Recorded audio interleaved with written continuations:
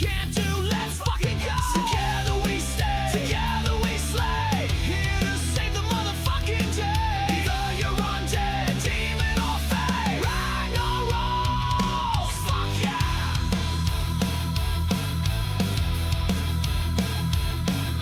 Tell us your problem, we'll bring the pain. D20's rolling like a goddamn train. Crit or miss, we never fall. Our story is made from improv and gold. Heroes of chaos, hunting the baddies. We're out to find all of the daddies. Fuck yeah. Fuck yeah.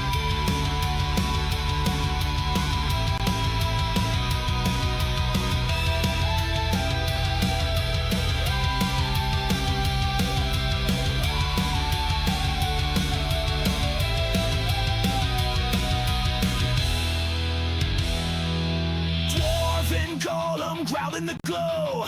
We cracked his core and watched it go. Ghosts came rolling cold and bold. We held our ground and broke their hold. Dice roll high and our damage is mean. This is our tabletop death machine. Together we stay, together we slay.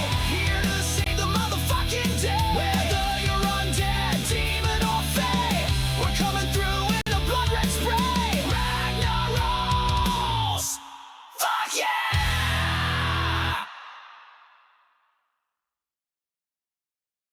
In cities grand of steel and ruin, where river parts the land in two, dwarves and elves are in opposition, but a seed of hope has sparked transition.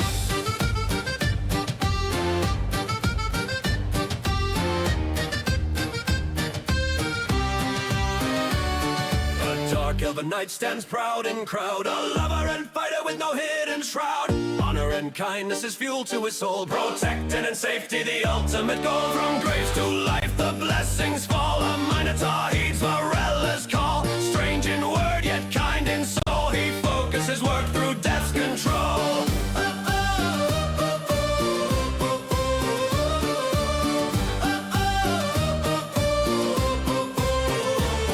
A feathered thief with a borrowed tongue, echoes of sins where shadows clung, now walks the line for honest pay. Keen maneuvers will save the day. A dwarven hand with sparks and flame, his metal kin were turned to shame, but kindness still can mend the wire and fuel the forge with brighter fire.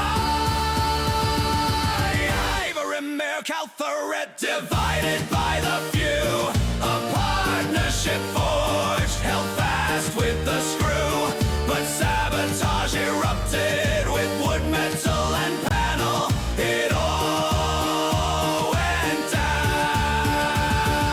down on the Discovery Channel.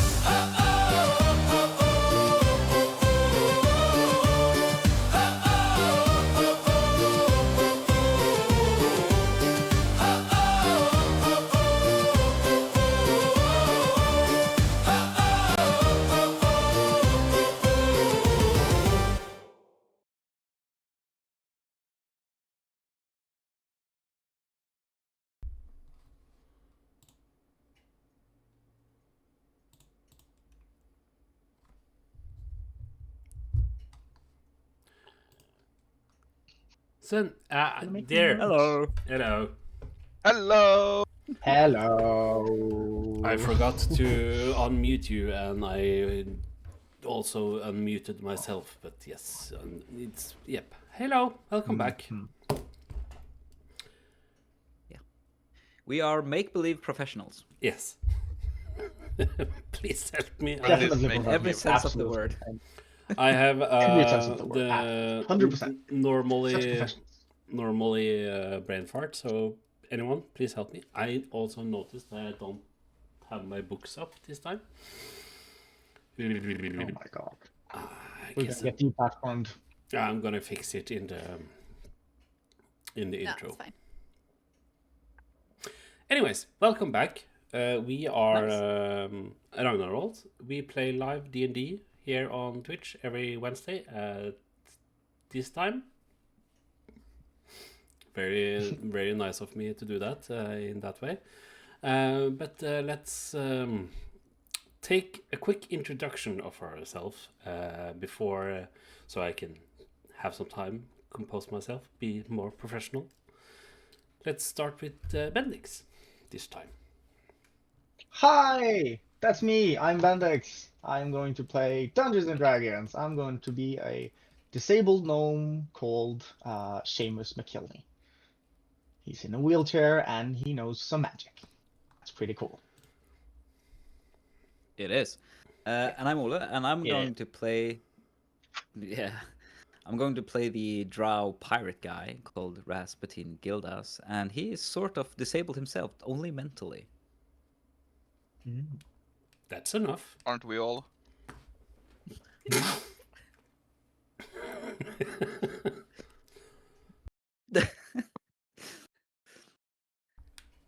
Sorry, Opinion? not sorry. Or me? It's you. I think it's you. It's Yeah, you. how are you disabled? Which I'm, disability do you have? I think Nyx is probably the most disabled mentally. I think. I'm playing Nyx. My name is B, and I will be playing the scary lady in this party. Not disabled, just sort of detached from reality. Mentally ill. Yeah, we all need Depressed. healthcare professionals around us. Like, what are we doing? No, I think she needs an exorcism. Yeah, Yeah. I think so. Finish. Hi. My name is Anders, and I am playing as the young, little, charming sailor Finian Pike. Also disabled. He's an alcoholic. Yes. And short. Stop with the disabled. My name is Matt, and I don't need Dungeons and Dragons to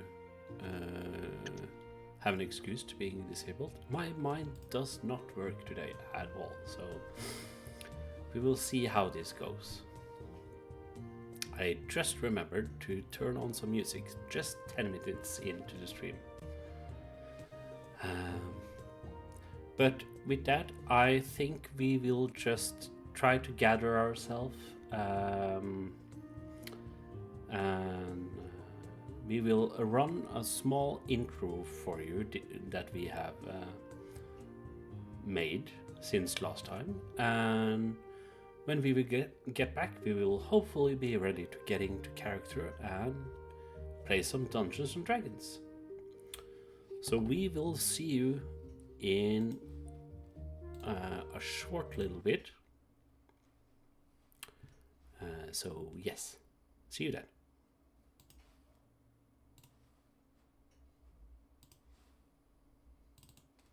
We are Ragnarolls!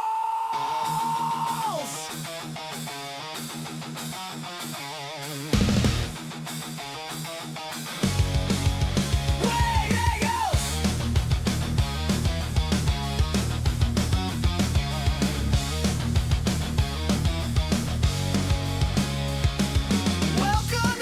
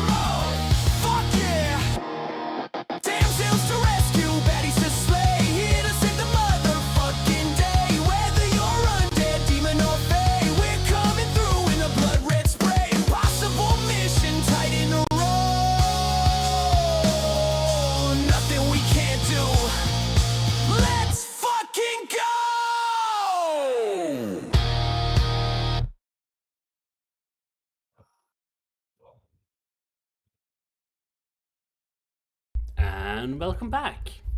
Jesus Christ. Thank you. This is not Yay. the day to be Nissemann.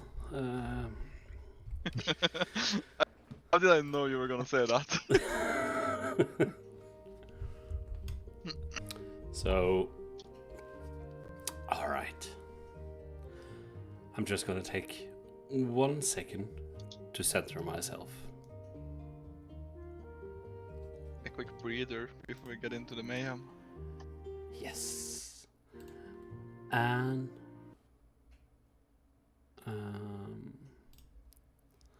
about mayhem. The last episode we played here with 4.5 legends. You decided to challenge the Knoll army, but before you went and challenged the leader, you convinced the small and innocent town of Brackenford to join you in this fight. Even though they were only peasants and had no training or any means or military training whatsoever, they wanted to join you in standing up for themselves. So with a little effort from your side, you managed to make some poisons for them, some different flasks, even handing out a dagger and a scimitar, I believe. Cutlass. You said cutlass.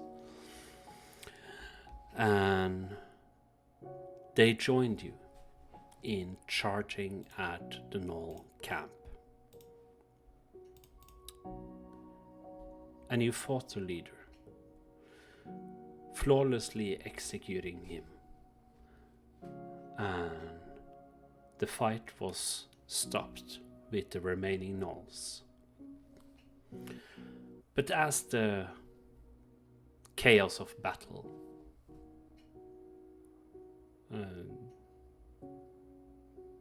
disappeared also, you noticed that 14 members of Brackenford was slain. And amongst the fallen, you had your friend Edrin, that was the town's spokesman.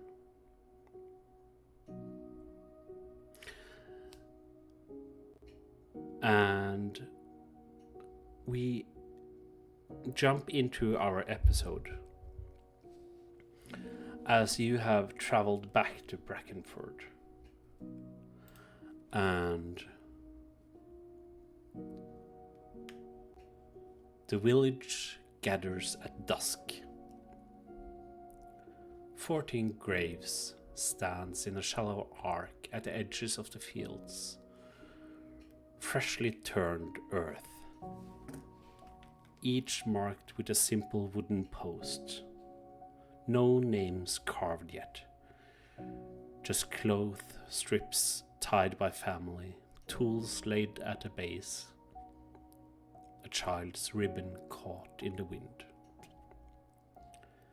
No banners fly. The air smells of soil and smoke.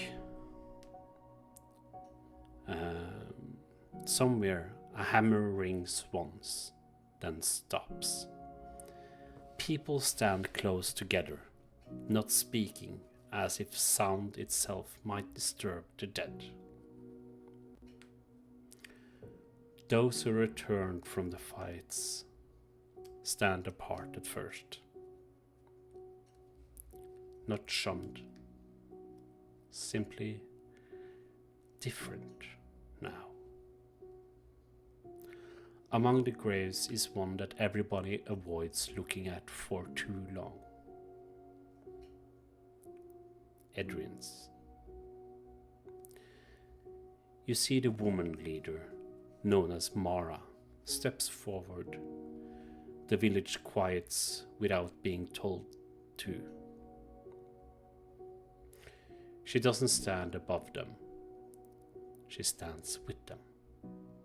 Boots in the dirt, hands bare, eyes red but steady. She takes a breath. We bury 14 today. Not heroes, not martyrs. We bury farmers, parents, neighbors. People who woke up that morning expecting to come home. They went away. Not because they were fearless, but because fear had already come for us, and they chose not to let it take everything. Edwin taught us that surviving quietly was how Brackenford endured. He was right. It kept us alive. But today proves something else. She turns to you. Briefly. Sometimes staying quiet costs more than standing. We will grieve, we will remember, and tomorrow we will work the fields they cannot. Brackenford still stands, and it stands because of those we buried today, and those who stood with us. The dead are not gone. They are part of this ground now, and this ground remembers.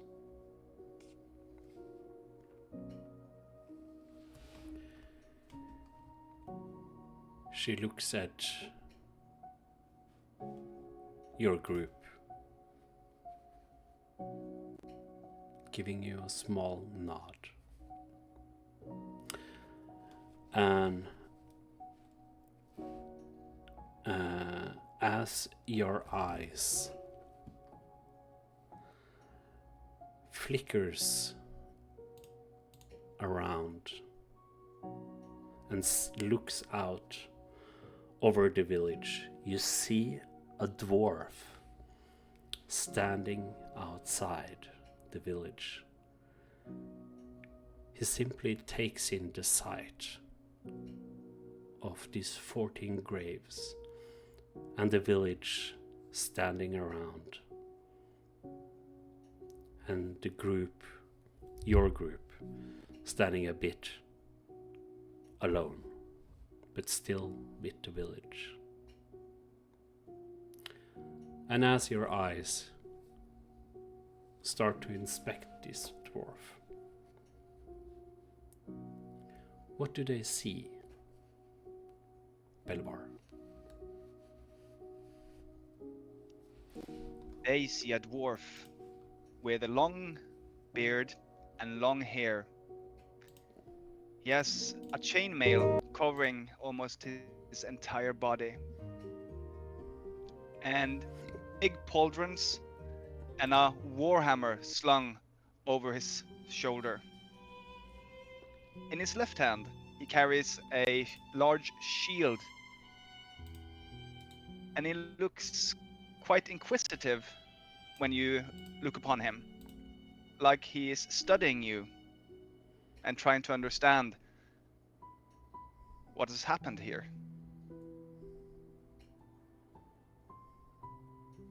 How far away is he? I would say about Must. 200 meters. If you're looking at us, Seamus is just gonna stare back into your eyes, looking as inquisitively back at you as you were looking at us. He raises his hand and gives a short wave at you. Well, the Do you fuck know are him, you? Seamus? No, he's looking at us. I don't like him. He's still staring. Who the fuck are you? What? I start walking towards them. All right. I think Raz motions for our group to quietly, pull back a few feet to not make a commotion within the morning group of townspeople. Seamus does not react. He has no social awareness of that at all. He keeps just asking, who the fuck are you? All right. Greetings. So you walk up to the group, and you are now within normal talking distance. I try to look unimposing, like I'm not a threat whatsoever. As I must understand, I can be perceived as being as heavily armored as I am amongst these villagers. And I start, greetings. I am Belvar. You don't look like normal villagers for the people of Brackenford. Who might you be? No, neither do you. Well, you're a No, weapons. I am not a a villager here, not at all. So you just War? conveniently arrived right after all the fighting started. Don't There Right, has mind been I bet he him. was fighting. And hiding down in the barn or something. I stretch out a hand to shake yours. I clasp it firmly on the underarm, and you feel a Warrior's hand. tight grip. Warrior's Yeah. handshake, yeah. Belvar, You've seen some nice to meet you. And you are Rasputin Gildas. We are Rasputin. not locals here either. We actually arrived mere days ago. But as you can see, and I turn around, the village has seen some fighting. Something it has never really done before. So, pardon my friend, but you do come at a strange time.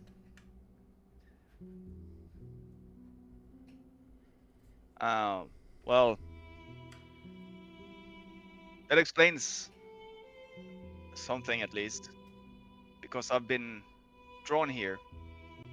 Drawn by a resonance of a memory, a violent memory. And yeah, it came to fruition. A resonance Yeah, of you a had- violent memory. Can you say that in like plain common? Like, what does that mean? In this moment, Mara, the new town elder or spokesperson, comes over to you. She looks at Belvar. Do you bring more trouble, or do you come in peace? I come in peace and hopefully trying to solve the trouble that has befallen your small village of Brackenford. Or at least I be a think- part I think of solving the trouble. You're a bit too late. I think the trouble is Sorry. already resolved. But any warrior who would stand with us instead of against us is welcome here. At least by my standing. But I will trust. I beg to differ. You see, I'm here in a particular mission. Some What time ago, mission? I have a gift of rock and stone, a gift where I can impart memories to the mountains, but they can also impart or send or resonate memories to me. Wait, mountains have memories And now? I've been drawn to this village. Matt, did Belvar pass the battlefield where the bone totem was on his way in here? No. He did not. But you have seen a vision, so you know what you're looking for. So you have seen it clearly in your mind, but you have not physically seen the location. I understand there was a battle here, and 14 lives were lost. And I believe the reason for that being that this happened is what our people call a heart splinter. Care Interesting. to elaborate? Well, of course, a heart splinter is a sentient dwarven stone. It is not carried openly. It is embedded. Might have been used as a focus or a foci of some kind. And it resonates violence, possibly twisting the minds wherever it comes in contact with, twisting the mind of whoever it comes in contact with. So I understand there was a battle here, and the reason for that being might be due to the heart splinter. So just to get this clear, you're saying this World War every one time happened because not because we charged at an old camp and attacked outright. No, because of a rock. There is great power in rock and stone. The mountains, Aye. they remember. The mountains will Mountains never remember. forget. Where's the stone then? Did the knoll have them? Of that, I am unsure. I lost the connection with it just yesterday. Yesterday. So it must be on the move, or someone else is in possession of it now. So Because you it tracked starts it to here. resonate whenever someone carries it. But now, I've lost connection with it. Well, but Did we it was see- here. Like you tracked the rock here. If you attracted a rock here, No, did you? You're looking for it, right? You're looking for this violence rock, right? I wanted to bring it back to where it belongs.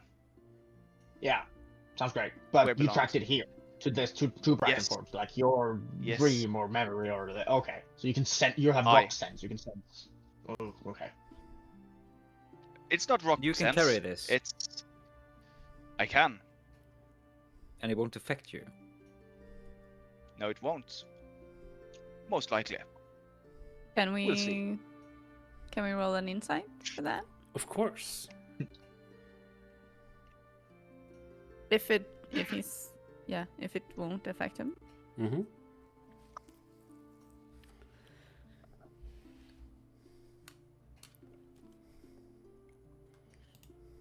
That's a 21. 21. All right. So before I answer, give me an Arcana check.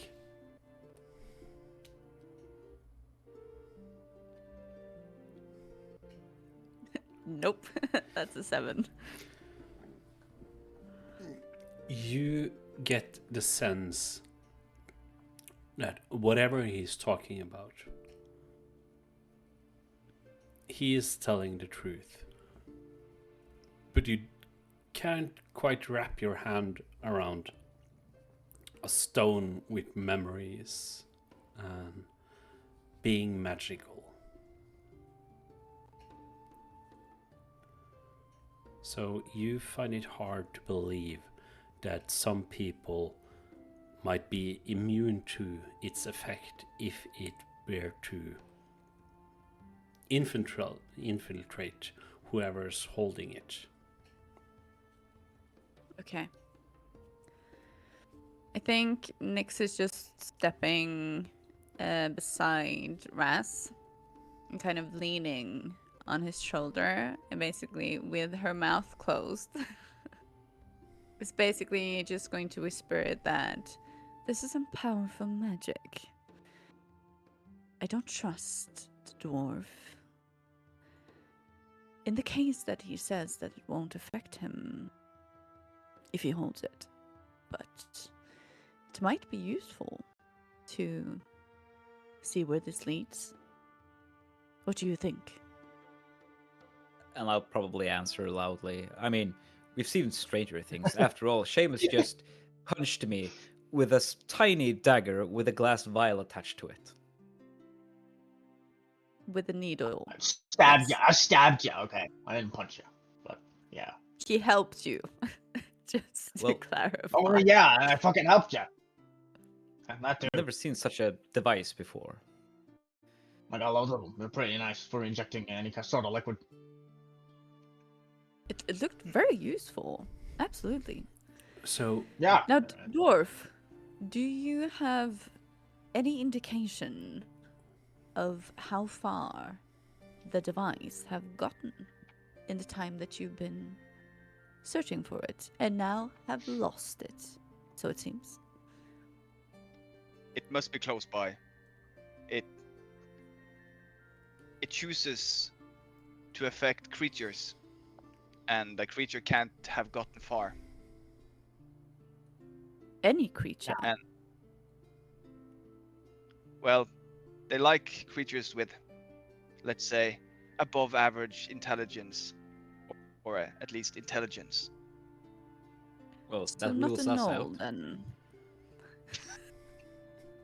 He chuckles. Well, I do understand you have a lot of questions, but I take it you are adventurers? Yes. That's Let's what I call wouldn't it. call myself, man. Opportunity seek. You could No, call it that. Seamus. You actually said 2 days ago that we are adventurers. Did I? You did. I get Yeah. forgetful sometimes. I did. Ah, Yes, I you did. did. We even decided to get a name. You decided to So give the us a name. The path, whether or not if you are adventurers, is not carved in stone yet. Do you need That's aid? true. Is that what you're asking? Well, I was expecting to do this alone, but in my experience, doing this sort of thing alone, it might be a bit of trouble. It's safer in numbers. So that's why I'm hoping to have your assistance in bringing this stone home where it belongs, back Well, to the I mountain, where it well, I cannot seek hurt opportunity on this anyone sounds- anymore. This sounds like an opportunity.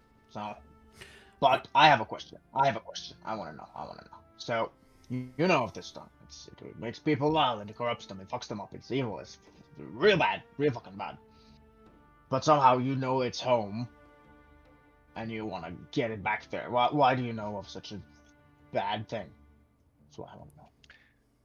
When I became a Stoneborn, the elders of my clan taught me certain rituals to bring the stone back into a dormant state and fuse it back with the mountain, where it cannot hurt anyone anymore.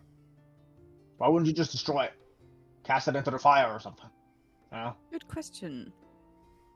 Well, if you try to destroy it, you have tiny fragments that can affect many people at once. Yeah, you're melted That away in doesn't- acid or something. Yeah, that doesn't sound right. But what do you get when you burn something? You get smoke and ashes. Yeah. And who controls the winds? I don't. There are You more don't trust the effective wind? ways. so if I You're a very superstitious person, aren't you? You're a very superstitious person. You believe in like. so, You sorry, think the wind has the Seamus, personality? Seamus. Mara raises her hand. So if I understand you correct, Belvar, you have sensed a stone with magical powers, and you believed it afflicted the gnolls, and its leader, perhaps, in tormenting us for months. And you now say that the stone is silent again, meaning it doesn't have a slave, if I understand correctly. The stone only speaks when it is affecting anybody. Right now it's dormant. Yes. All right. And you And that might take some time. and you seek to Someone can be carrying it for some time before it starts affecting them. Or I understand. it can just be lying on the ground somewhere. Oh, I mean, I would assume the big guy had it. How big is it? Have I seen it in the memories I have been receiving? You know, it's a little bit bigger than a fist size. About yay big. Okay, so maybe a bit big to be in his spear. I didn't take a good look at it though. But I mean, if it's not, No, if you just if it was affecting the gnolls, and it's not anymore, maybe it's in their camp. probably the big guy, you know. Would assume he had it. So Mara, what you're saying is that the gnolls acted strange in a non-gnoll way? Yes, especially the leader. He seemed more intelligent than a normal gnoll. And he led the gnolls in a very different manner than simply pillaging and robbing. It was more controlled. It Strategy. was like he had a grand plan, but we luckily stopped him before he could execute it. Also, Well, he spoke common, kind of. That's Yes, he understood this common. sounds a lot like what happened to me. I was not always a warrior dwarf roaming the surface. I was a farmer once. When I myself came in contact with a similar stone, which imparted gifts on me, or more neutral powers. This stone, however, corrupts, twists, bends, as you have seen with the Null. This is sure proof that he has been under its influence. What happened with its body? Where is it? I think it's I still think we just left left where we We just killed left it. Yeah. Would it be Probably. normally considered for us to either burn or bury like monstrous bodies that are this close to the village? well, will it? Yeah, I think so, but we sort of skipped that scene where we would Yeah. normally take into consideration what to do with the battlefield. Yes. Mara looks with you with that kind of shock in her eyes. Do you believe the stone is seeking a new host, Belvar? I do. But there's still time. I'm not Alright, Where is sure. the Say- body, say that- Mara? I'm not too sure. You see, we need supplies here in Brackenford.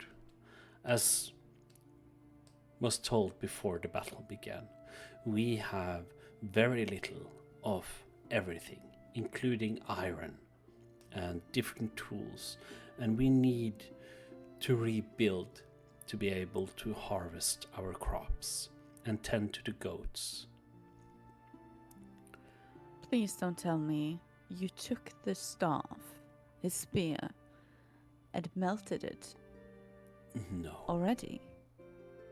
but we sent the younglings to gather supplies from the battlefield. They have not yet returned.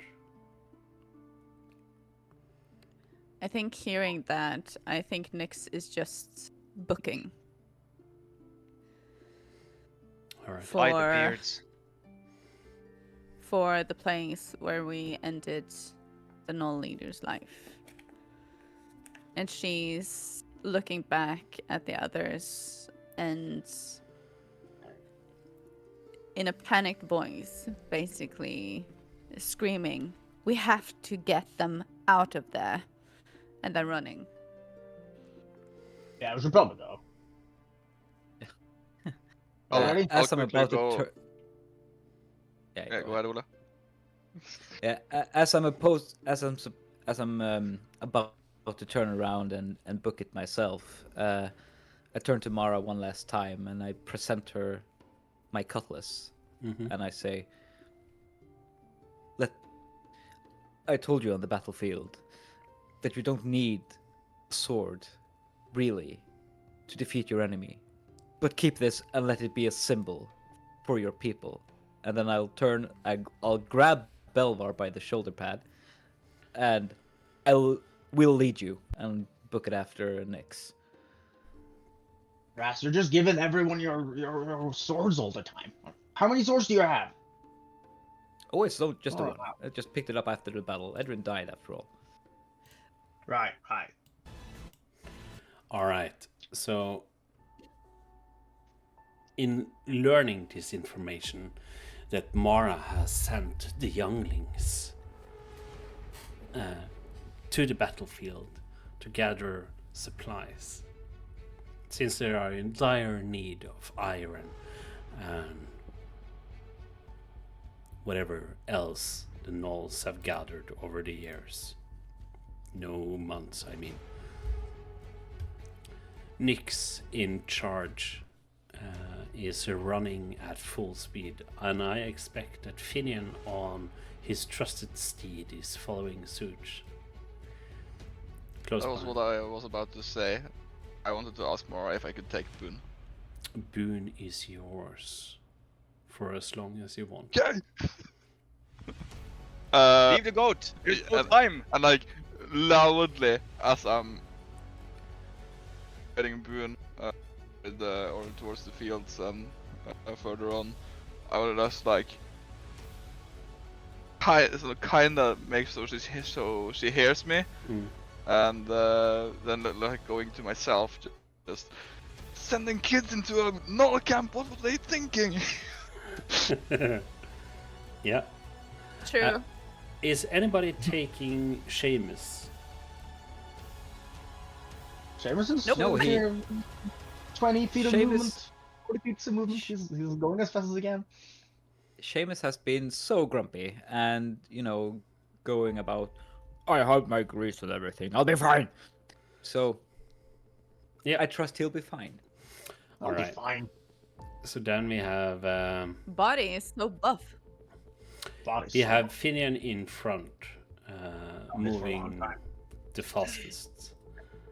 Before we leave, can I say one thing to Seamus? Yeah. I lean down to him and say, "A battlefield is no place for an old man in a wheelchair. You should probably wait here." Ha! That fuckers and these people wouldn't be anywhere without me. Alright. So you can handle yourself at a battlefield? I can more than just handle myself, alright? I got some tricks up my sleeve, you see. Oh, well then, let's roll out.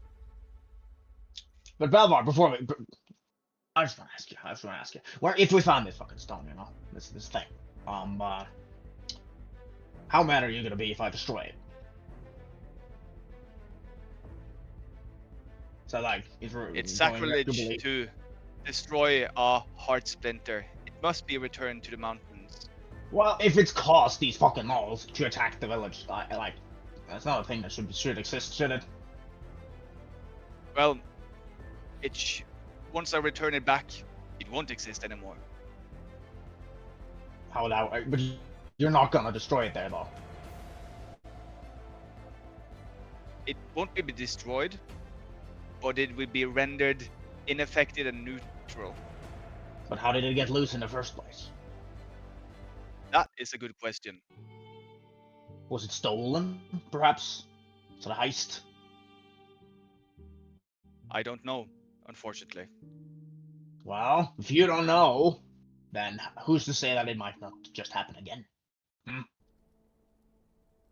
Well, perhaps in me handling it, I will learn more about why and how it left the mountain in the first place. Right. I'm Let's still go. leaning more towards destroying it, but let's see what happens. All right. So, as you charge on Finian, you get to the battlefield and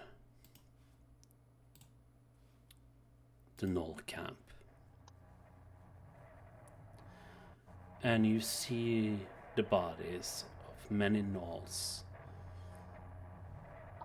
lying around. And you also see most of the children gathering up supplies. But as you take in the sight, and Nyx and Rasputin with Belvar close behind, as they approach you, you see Stefan, the small boy from the village, going over the crest and into the area where you fought the Knoll leader.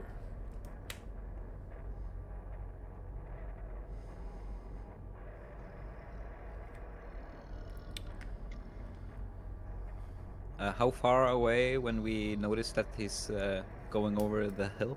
You, in the very last second before he disappears, you see him. And Because if I'm in range, I would like to try and cast command, but it's 60 feet. no, sorry, you're too far away. You see him as you're running up. Can I So- shout? I would say it's about 150 meters away. And to give you a perspective of how briefly you see him, you know, when you see something in a split of a second before it disappears, so you have no time to react or do anything. I guess well, perhaps that this- I am the only one who recognizes the boy, since I'm the only one who's interacted with him. Yes.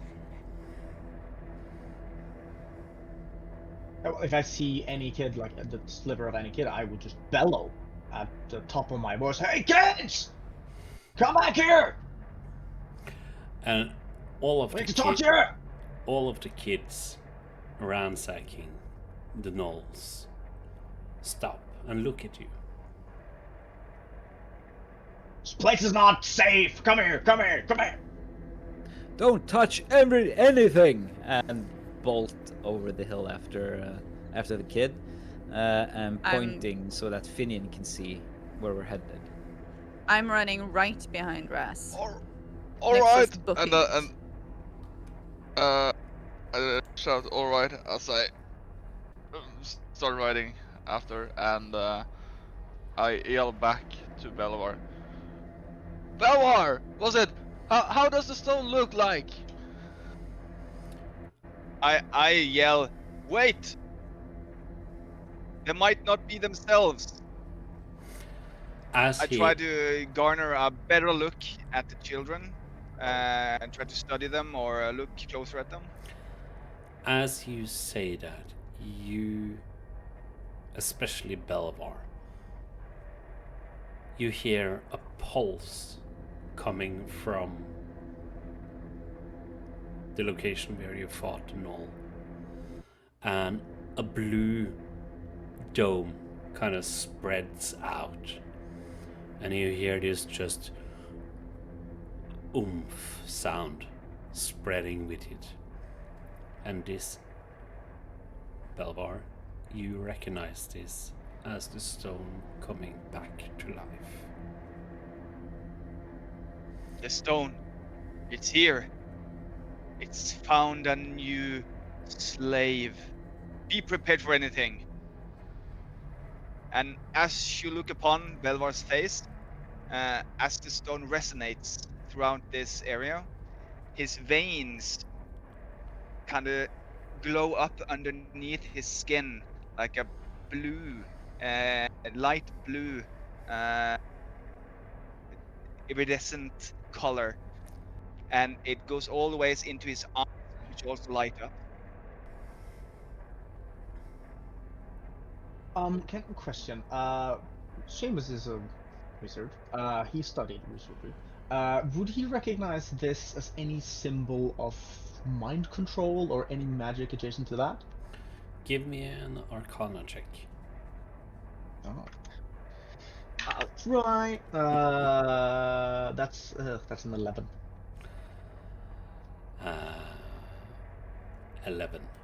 You are unsure if this is a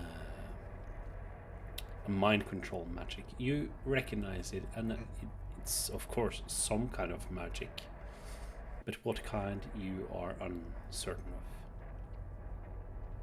Seamus is gonna keep a little bit of a distance to Belvar, and before he moves himself away, he's gonna be like, Belvar, you okay there, mate? You okay?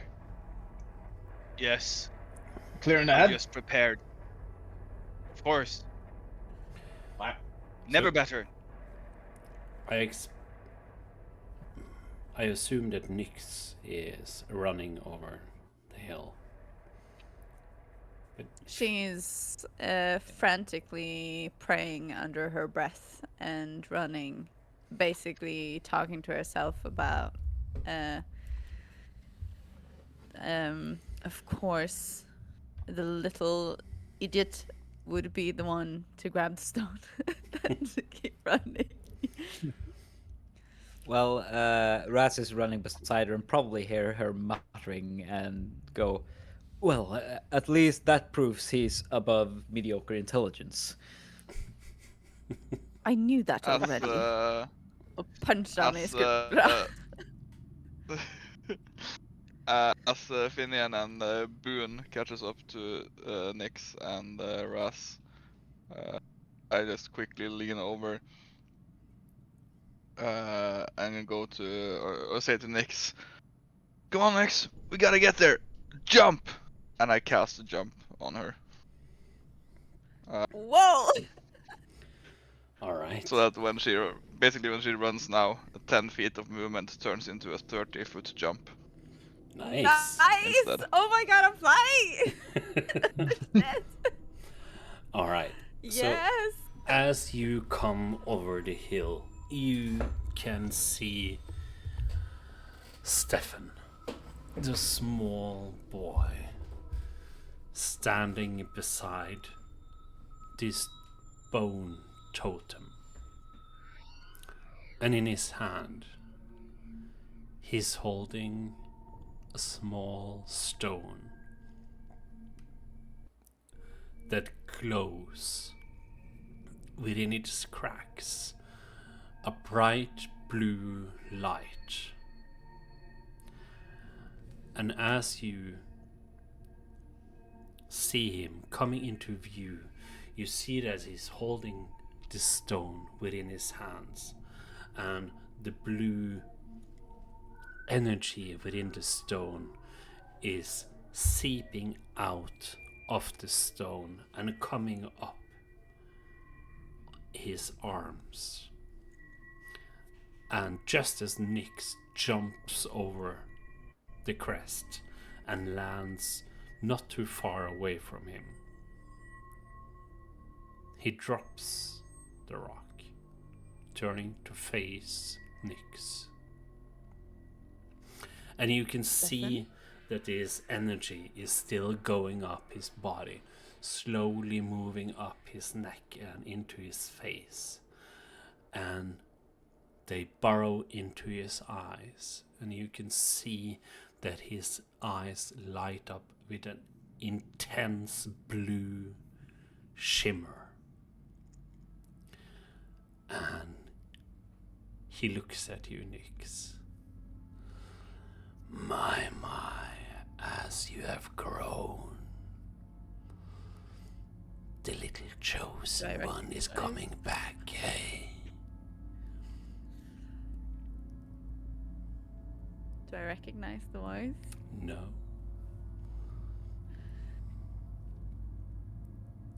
Who are you? Does Belvar Being. feel it's directed at him? No. This is directed at Nyx. Oh, you know me as Stefan. Small human boy. But I am something far, far greater. You are not my friend. Bring him back. Oh dear. Even your great mother cannot save you.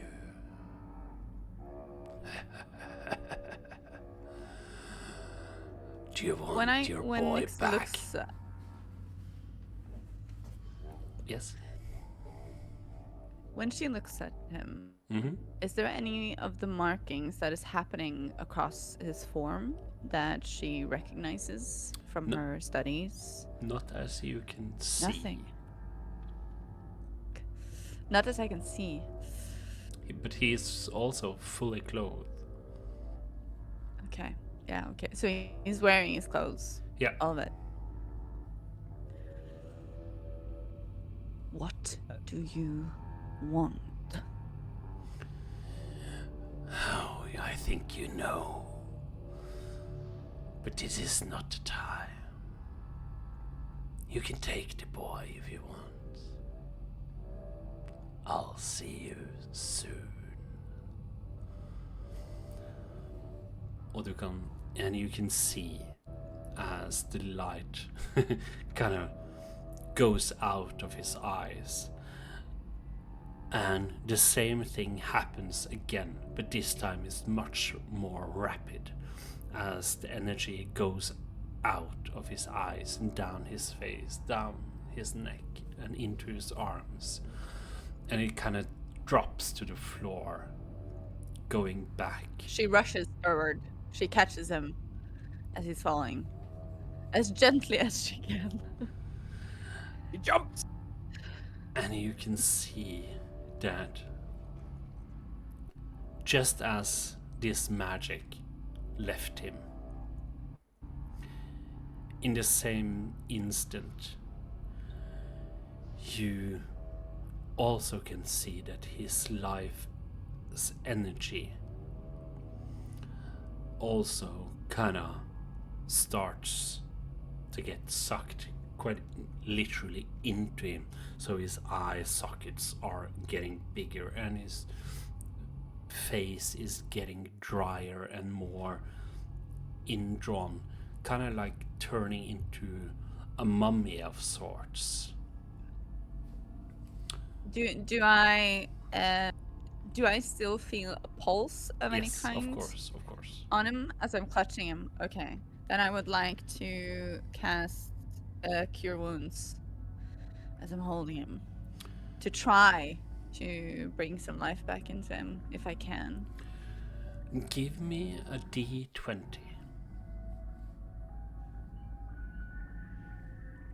Somebody pray for me, please. Mm-hmm.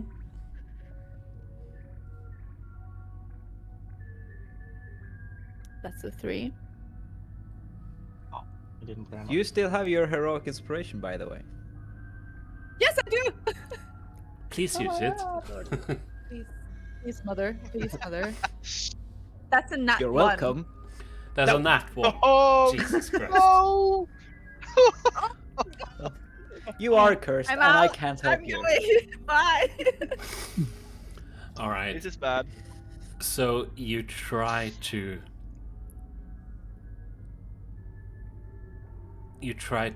heal him. And in this moment you also hear in your head,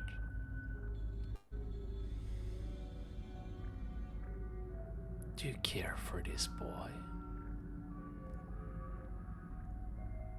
And you recognize Mother talking to you. I think Nyx kind of drops her shoulders, kind of like a wounded animal would around this boy as she sees his eyes sink in. You know I do. You can feel it. I can save him if you want me to. At a price, of course. Just say the Are we word. allowed to rush in, by the way? Yes. of Are course. we here? Yep. Soon. Would Nyx recognize what price she means for such a big intervention between life and death? Give me a D20 again. And this time, call either under or over.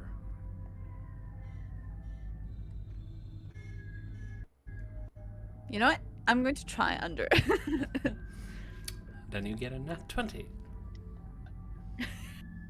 It's almost 19. Oh no! This is going great, guys. Yes, it's I'm killing a child. I'm killing a child. Finian just left. yes. Yeah. It's like, He just I'm killing gave a up. child. He I'm just out. gave up. Nope. I'm sorry. I'm trying. I'm sort of picturing, this. I'm sort of picturing this scene like in slow motion with the talking and everything. Yep.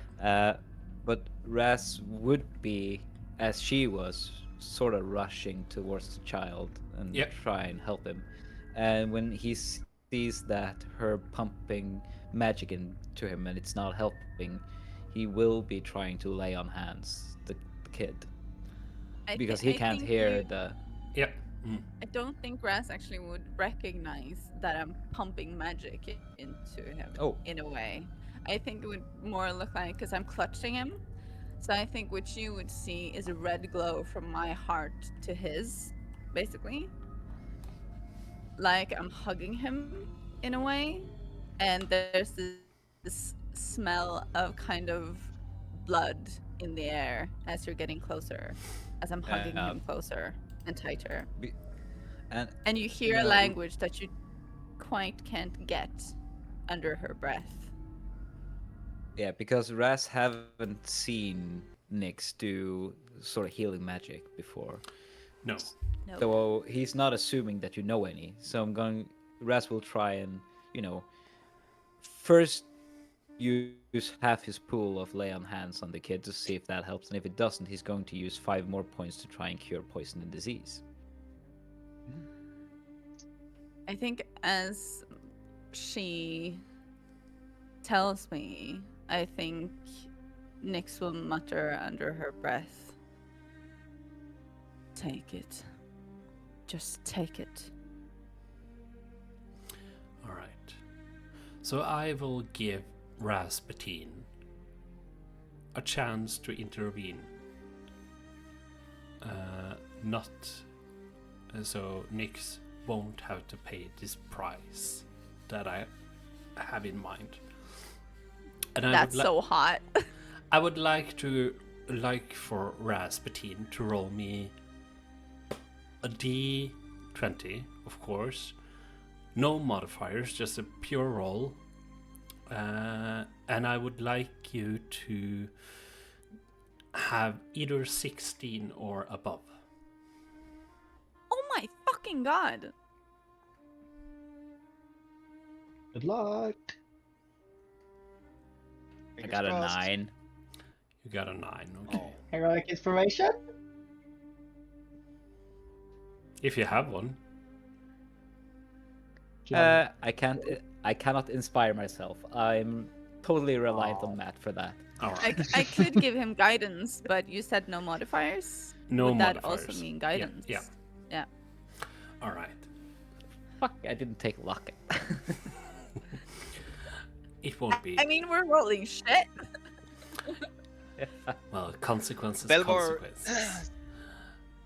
Belvar stands forward and says, "Do not touch the stone." And he slowly walks, trying to sense the stone with every step he takes, as he gets closer and closer. Seamus would also very much like to, as he's saying that, to cast Detect Magic, to see if he can sense anything from the stone. Sure. Alright, so Belvar. Let's go one at a time here. Belvar, you can sense that the living creature that is the stone is being dropped from the boy and onto the ground. And in that moment, where it doesn't have a human host or a rock to rest within, you get a sense of panic as it's rushing to get into the stone, into safety again. That's cool. And you are able to pick up the stone after this entity has climbed into it again. And to answer Seamus' questions, yes, it's magic, but it's not a particular kind of magic. It's living. It's magic in a form. It's a creature, but still not. So you get the sense that, Sentient. yes, it's sentient. And Nyx, as all this is, And do I see anything from Belwar? Does he emanate anything? he, Anything Ooh. similar? yes, no, not similar, but there is some Wait, does magic. he Same thing, but sense different. everything? All the magic. The kid, everything. Nyx as well. Shit. Seamus is just smelling in the air because when he casts Detect Magic, he pulls up like a nose spray and just like, and he seems to I can also smell say the that- magic. I can also say that when you look upon Belvar, the only magic you see is a ring on his finger, which faintly which school? glows when you look upon it. Which school of magic does it have? Because I can smell that. That's a good question. Oh, I think I know.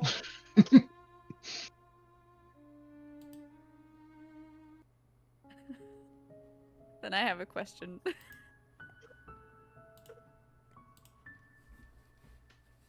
It does not say. Oh, Yes, It doesn't question say B. what kind of magic is within the ring. Probably enchantment then. Yeah. yeah, probably. I mean, My the ring is question- enchanted. So Is would can I write it to you in chat? Because I feel like it's such a big reveal if I Oh, say it without sure. it being.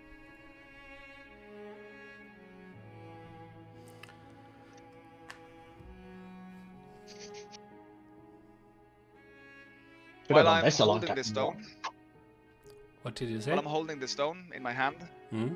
I start speaking Magical. Dwarvish to it. and I say, I will bring you home to where you belong, where you can hurt no one anymore.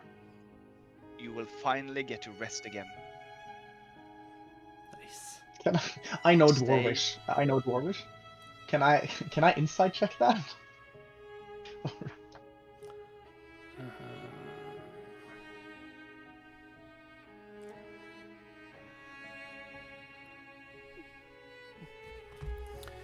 Yes, you may. Give me an insight check. Thank God. 19. 19. Does Belvar. he intend on bringing the stone home? Belvar can answer for himself. Just what I see from you, how you're acting. Like, not you don't have to tell me exactly. Or it's up to you, I guess. You feel that he's earnest in the way he speaks to his stone, that he truly believes what he is saying, that he will bring the stone back to a resting place where it can hurt no one anymore. So he thinks that it can't hurt anyone no more when he brings. Okay. All right. So within the split second, Nyx says to Mother,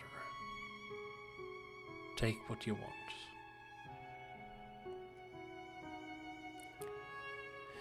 You feel something within yourself being transferred over to Stefan. And his life starts to return, and slowly he recovers, and you see his face turns normal again, and he looks up into your eyes. "Thank you." And he stands up, being frightened of everything that's happened, and he runs away. And I would like you to roll me a d4, please.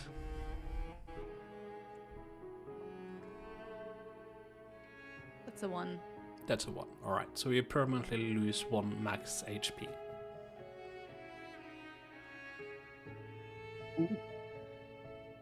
One was good this time. Yes, 1 was good. It could be worse.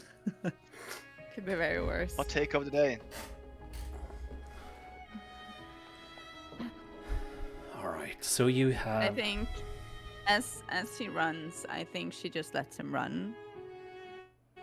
And I think she reaches to her side and lays her hand on the skull. And you hear under her breath, "Thank you, Mother." As a blood tear rolls down her left eye.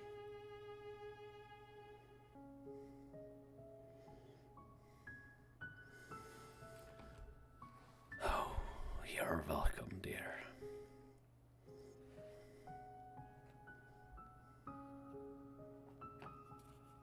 Well, this is about one of the strangest things I've encountered in my days.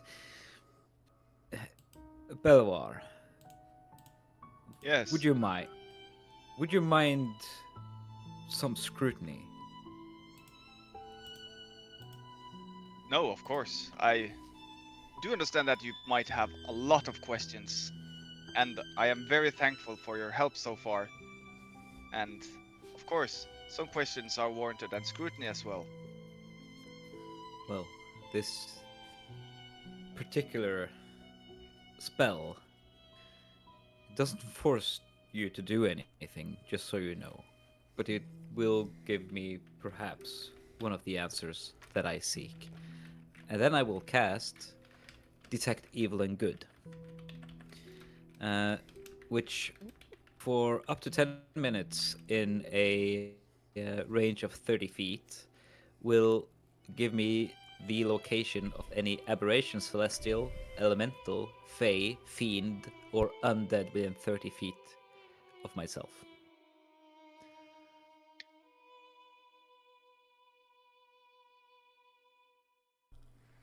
And you sense nothing of sorts coming off of Belvar. Anything else in the near vicinity?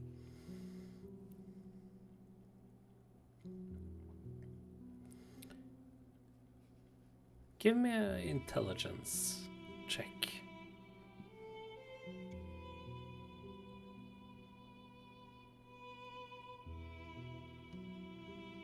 Well, that's not bad. That's a 19 on the die plus 0, so it's 19.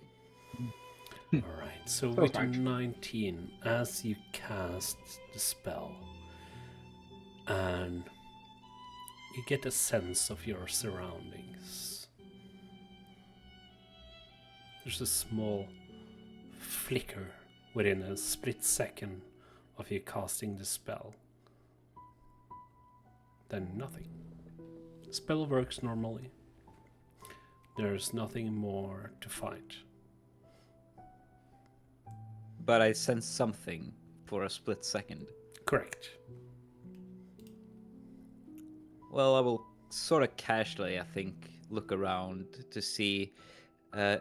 Do I get a sense that what I sensed was either fey, fiend, undead, or aberrational celestial?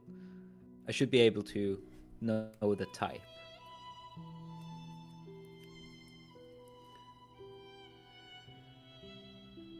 You get a sense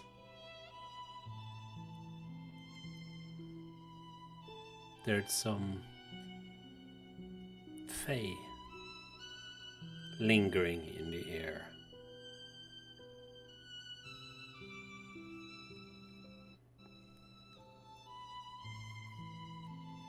I'll keep my mouth shut about it, since it was only a flicker and we're in an unknown spot.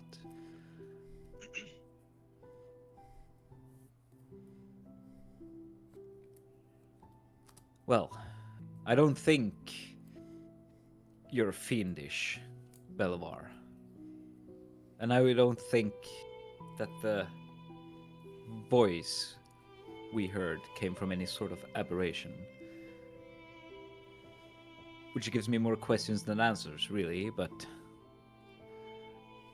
now you can start telling your tale properly. Did the voice speak in common or my language to me? And did the rest of us hear it as well? Yeah. Yeah. No, it was only Nyx that heard it. Okay. All right. But was it in common or was it in my language? Give me a perception.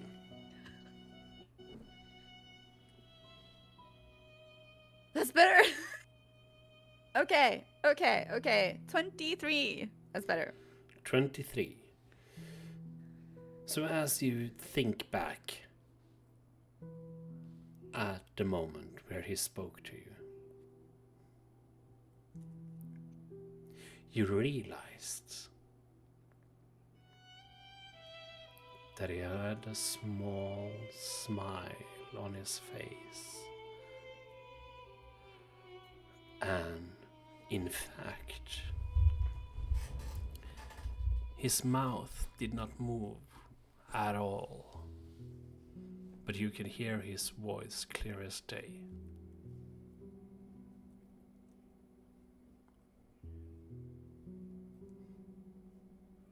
Hey, did you find something down there?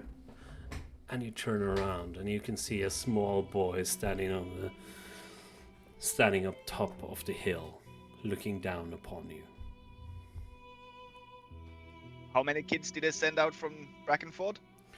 It was about 7.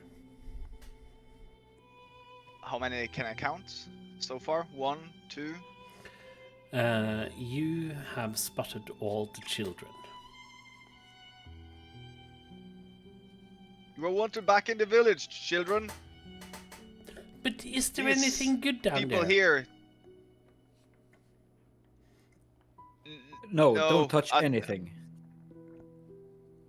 What he said. So you want it all for yourself, then? Eh?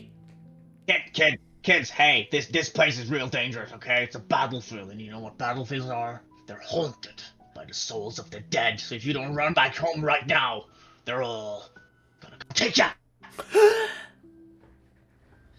Give me No. They are? intimidation check, please. Yes, that's what I want. Jesus, So Seamus. DC 8 to scare a small I- child. I It's a got a DC 19. 12 to scare Belvar. Yes. I got a 19. 19. All right. We should go then. So, with No. panic in his eyes, he turns around and runs off. Nyx They're probably not coming hears for what your Seamus Belvar, is you're such a nice saying, guy. and By she a turns rock to bill. him, basically, really sharply, and says, "Don't scare the kids." And I think you can See, I still would- see the red blood kind of pouring from her eyes. They need to learn, you know. You need to learn to stay. This is a fucking battlefield. There's weapons here. It's danger. That's how they learn. They have They learned. were told by their adults to go collect the spoils. Yeah. We could have simply told them that we used the goat to ferry it back. Thank you for creating a pile. Yeah, but True. the adults came back and we told them to leave and they didn't. So. Well, I can also help them create new tools. I am quite skilled with a hammer. that would probably be welcome, but what they lack is the materials, I think. They already have a smith, as far as I know, but help will surely be useful. Yeah, but look, are we talking about tools? What about the rock? Is it gonna possess people again? Like, you're holding it right now. I am. And so far I'm containing its malicious powers. But you But- just said it's only a question of time, right? So we should probably destroy it. I got a vial of acid Yes. here. We could just throw it in that. You have already helped me more than I hoped for, and I wouldn't impose any more aid from you, but if you could help me complete the ritual to bind it back into the mountain, I would appreciate it greatly. I would. What kind of? And I will tell you my story. Alright, if but you is have this some more sort of questions. religious sect kind of stuff? Well, it is the belief of my people, of Thought so. dwarves in general. So if you call all dwarves a cult, then be my guest. Oh, there's bunches of. They got a bunch of different gods. You know, there's so many of them. I can't keep track. But all But that I've you never know heard about of the this. Stoneborn. Not heard of the Stoneborn now. Well, we dwarves have a saying. The mountains remember, and there's a reason for that saying. And the Stoneborn are that particular reason. Tell me again what this stone is. Please. We call it the heart splinter. It is a fractured, bad memory who has separated itself from the mountains itself, and it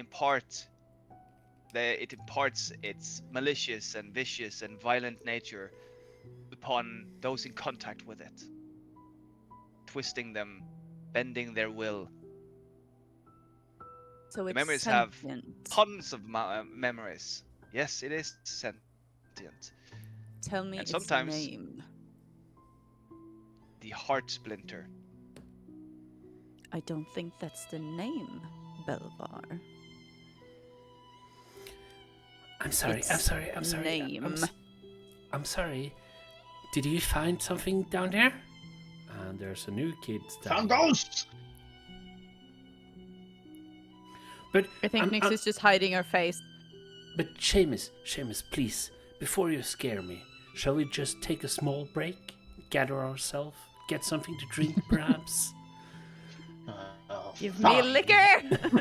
No more than Or 5 better minutes. dice! All right. So with that, I think we're gonna take 5 minutes to get something to drink, gather ourselves, and then we will see what's going on. And yes, also get better dice. Nyx, I'm looking at you. Yes, I know. Yeah. I'm sorry. All right. Need to learn to I'm roll. trying. So we will be back in 5 minutes, and the chaos will continue, and I'll see how I can fuck this up for everybody. So see you in 5 minutes. The N5.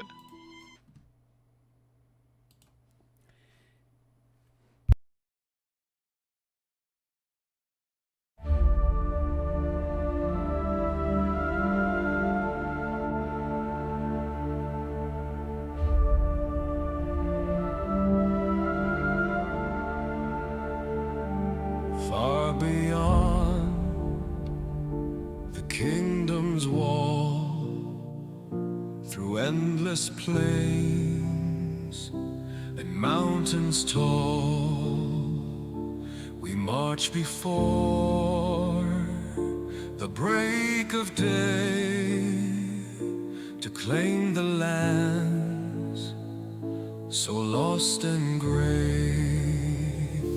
The winds are howling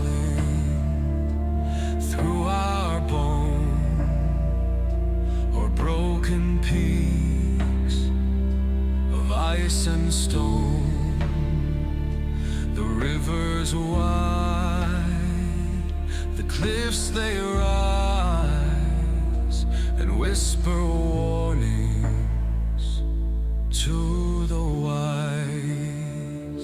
The pines stand silent, deep and vast, through shifting sands and echoes past. The dungeons hum, the canyons burn, yet still we press, no thought to turn.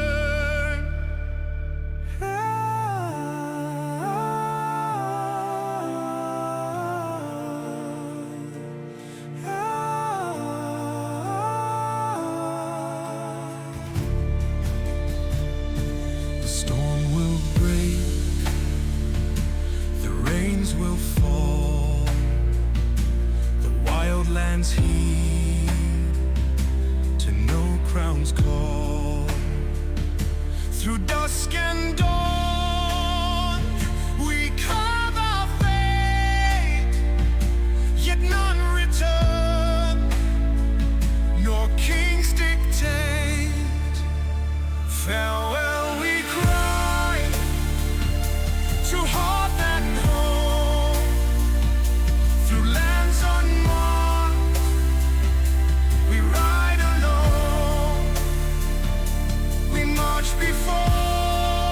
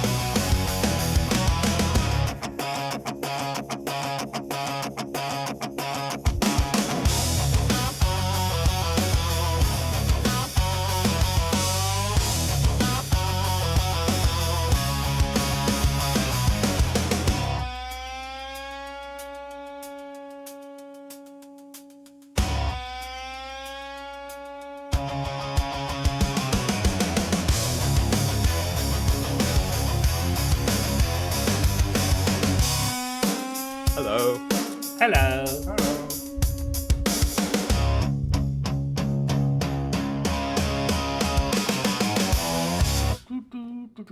Let's go sideways. No, let's go upwards, please. Let's go tits up. Tits up. Yes, let's Tits tits up, up. please. Tits up. Yes.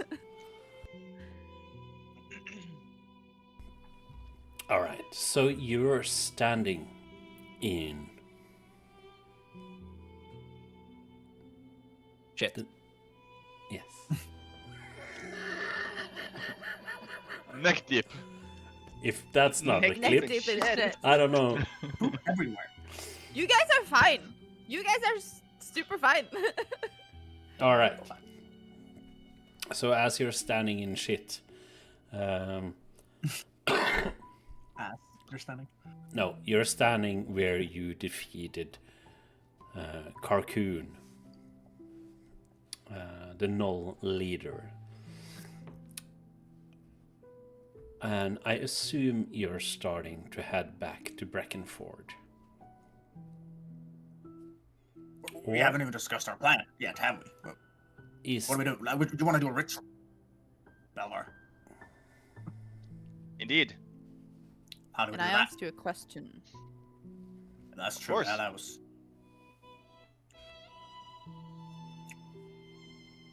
Yeah, Belvar. What is I its know. name? I know no other name for it than the heart splinter, or a heart splinter, if you may. I am uncertain of what you are referring to. Did something happen? You could say that. Now, tell me. Have you seen a stone like this before? Have I? Dear DM, have I seen anything like this in my readings or in my... Roll. Did she tell me anything? Give about me it? a history check.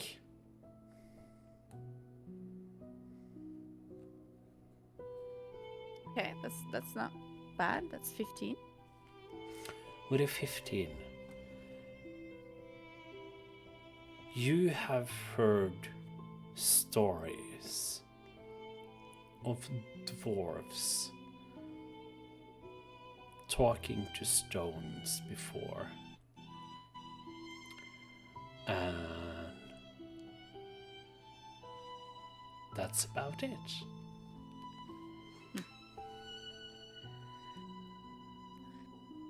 Let's say that my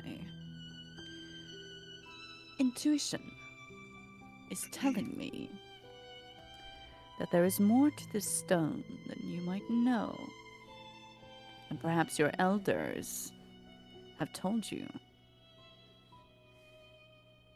Tell me, what do they say about the stone other than this cover of a name they told you? What are they going to use it for? Well, What does it want? us dwarves, we live of and in the mountains. And we believe that the mountain has a memory. They remember things way back eons ago, but there's a reason to why they remember. The reason being Stoneborn. I am a Stoneborn, a chosen one of the mountain.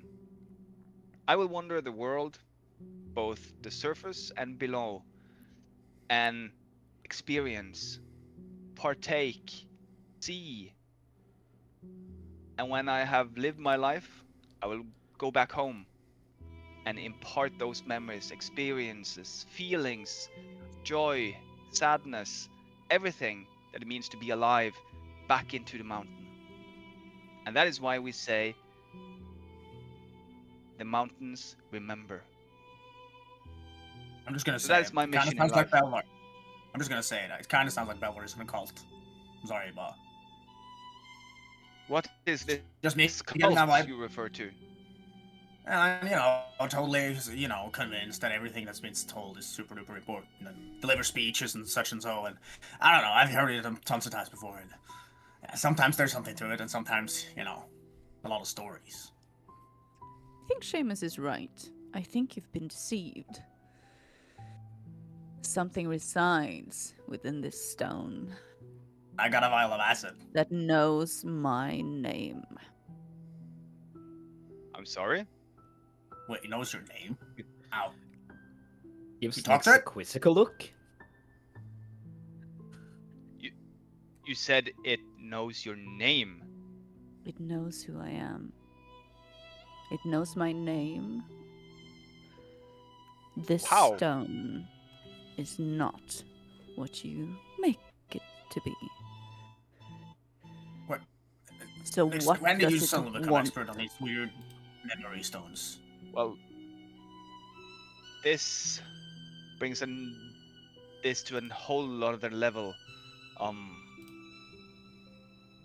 I immediately fetch from my backpack and bring out a book that I have in there, which I brought from my clan, which the elders the gave words me. of our Lord and Savior, the stones.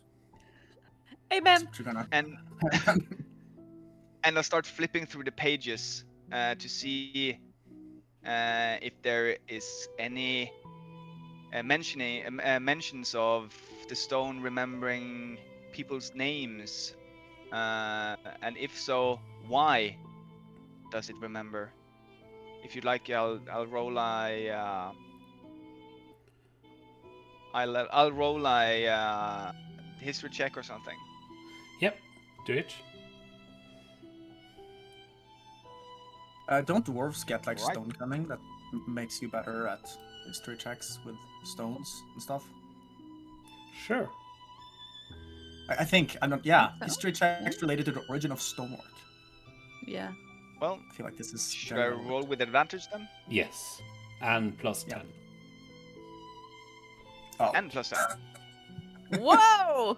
if you fail this Nat check, 20, then- boys and girl. Ooh. So a 30 plus Can I get your dice? 35 then. What is happening? 35. 30. Yeah. Send your dice to Nix, please.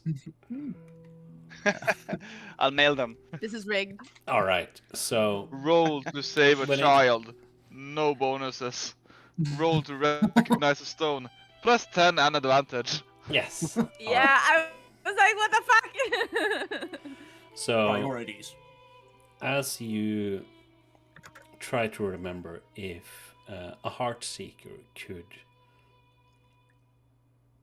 remember names,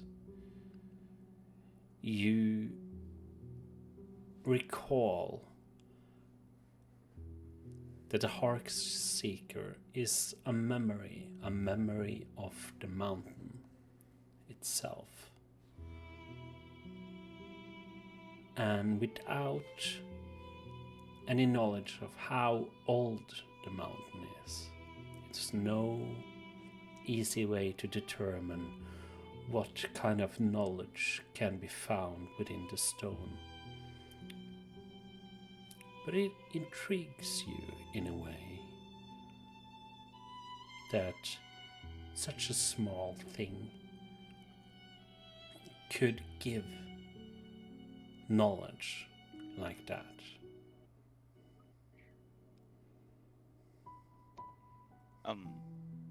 No, Nixara doesn't say anything in particular about remembering names.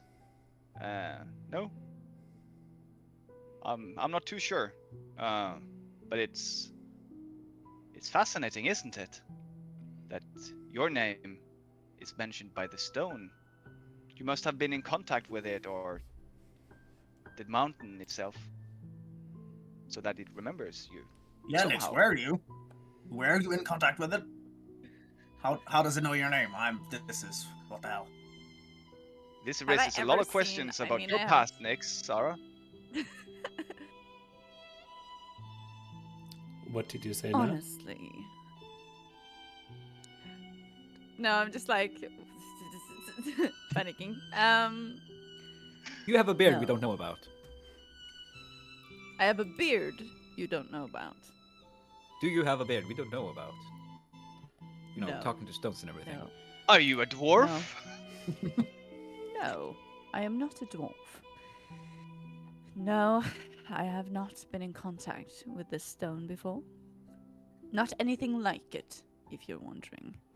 That is why I'm so persistent on trying to understand the reason behind its knowledge and its sentience and the lies your elders so apparently has given you. Next. Listen, next. Okay. We're a group here. We're working together. We're associates, all right? And it's pretty important for associates to be straight. Working together? Yeah, we went to war together. We're working You're together. pessimistic at every turn. And Got now shit you done say that though. we're working together. Are we not? How are we not working together? We went to war together. We killed a big gnoll guy. Only listen to yourself. Well, I am Listen to intrigued. myself. Me too, but I want to hear because you tell us all right now that this stone knew your name, and now you don't want to know. Tell us how the hell the stone would know your name. But why would you know that? And why do you think you suddenly know everything about this stone all of a sudden? We've never even seen it before. No. I just told you that I don't know. I held the child, my friend, my secret little message boy, in my arms. And it spoke to me. Knowing who I am, something is inside this stone, and it is not nice. More I don't know, but we Good. need to find out. Suddenly, Even more important that we bring it back and seal it and bind it back into its mountain. suddenly Feeling you it. can feel a small breeze touching your skin, just flowing through the forest.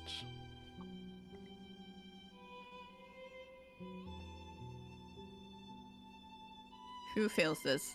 Everybody. Everyone? Siri. Look, Can In my someone help experience. me walk, please? if you walk, Yes. in a wheelchair. I wasn't looking at you. Finian, could I just lean on Boone for a second? Please. I mean, I'll hop off and you can try to see if he can carry I you. think I'm too big, but if I can just lean for a second, I'll be fine. Always. Go ahead. Thank you. And I kind of pet Boone to just make him relax as she does. Can I cast Speak with Animals? Actually. Sure. Ask Boone if I can lean. Okay, I'll cast Speak with Animals. And I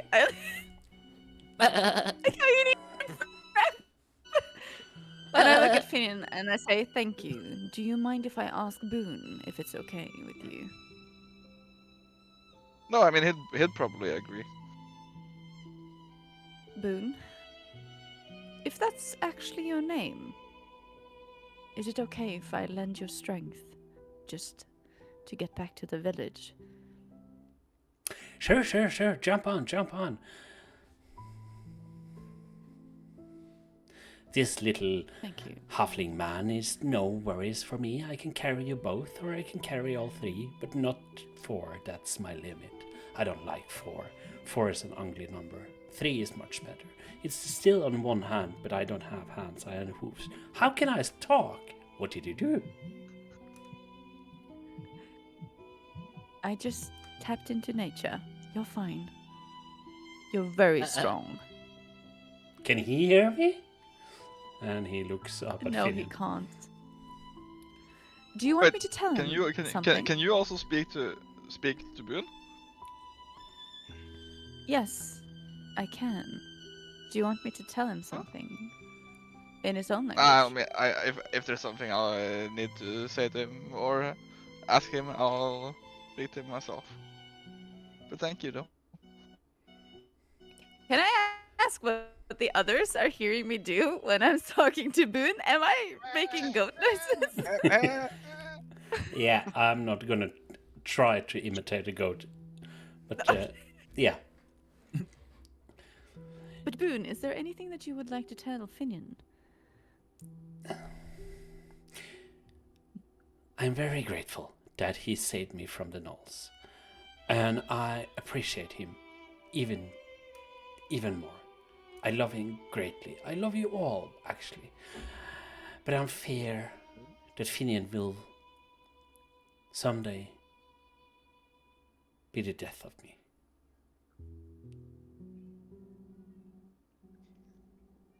Whoa. Finian, Boone says that he loves you and that he really appreciates the fact that you saved him from the gnolls. And that he loves all of us. And that 4 is a bad number. 3 is nice, but 4 is a bad number. 2 is also So- alright.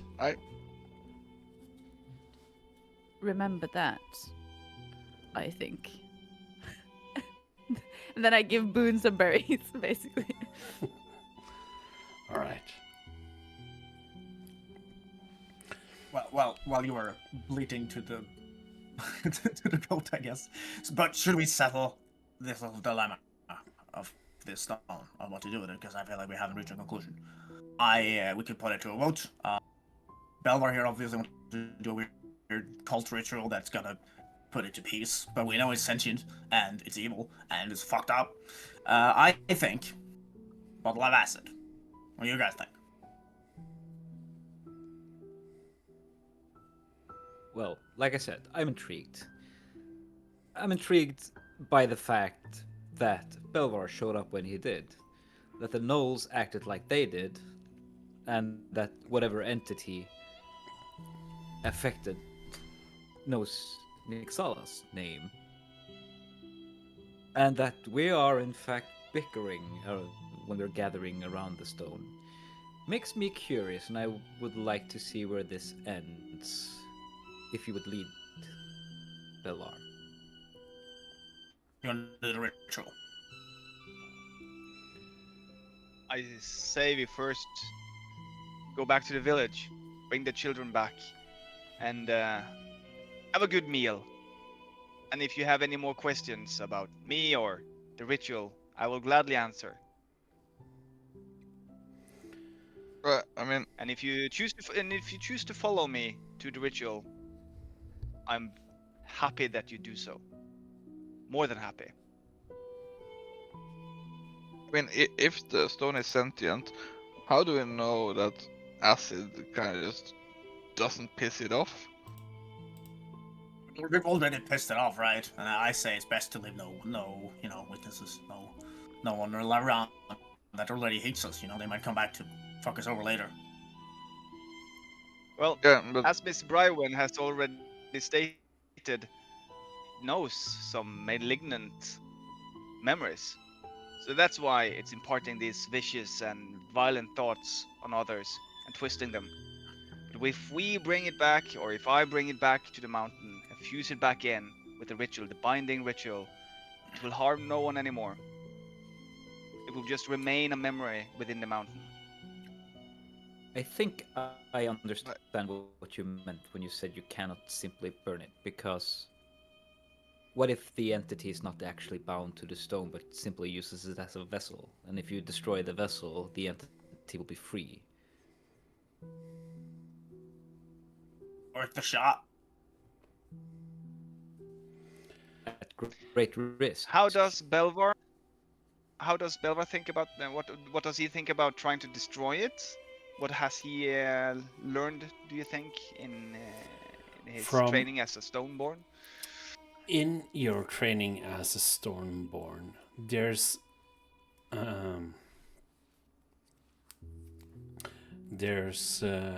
truth to what Rasputin is saying that the stone is simply a vessel for this entity. And destroying the stone would simply let this entity loose. And you know that when it's out of its cocoon, so to speak, or out of its rock, it's in a desperate state, which also boosts its violence and capabilities. So, I mean, if you sink a ship, people will swim to the nearest thing to hang on to. If you destroy a sailor's vessel, islands and small boats will be refuge, and they will swim with their lives at stake to reach them. And I mean, that one giant ship we once saw, not only islands and wreckage and stuff that turns to salvation, but other people as well. They climb like crazy and drowned each other just to save they alive themselves. I commend your curiosity, Seamus, about trying to destroy it, but under no circumstance must we do so. I believe, and I know for a fact, that it is true what they say, Raz and Finian are saying. If we destroy it, we will unleash the memories within in a desperate state. More And we can violent, more prone to meddling with your mind and everyone's mind. And we couldn't kill it once it gets out. Well, how do you kill a memory? With Put an it in acid. Put it in acid, I guess. Truth be told, I don't know much about memories. I don't like to look at a stone, and I prefer the notion of it being dead. It will be soon, once the ritual is complete. Didn't you say it would be like part of the mountain, but still sort of there? Just a little pebble in a large mountain where it can do no harm. I Like when you piss in the sea. assume that you're walking and talking. Yeah, I think so. Yeah. Yes. All right, so you and the 6 children are approaching 7. Brackenford. 6. Where'd the 7th child go? 7. Ram, didn't he? No. I don't want to know.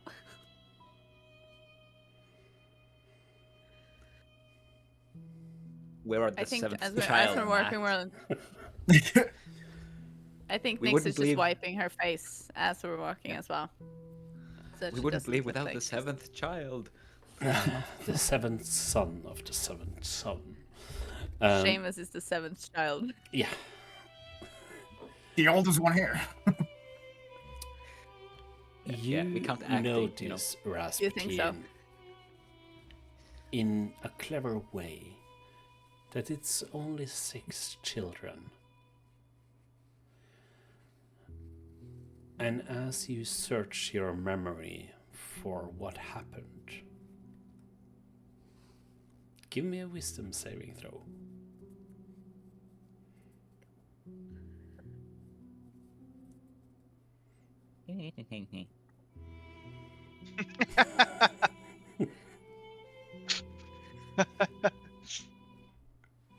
$21.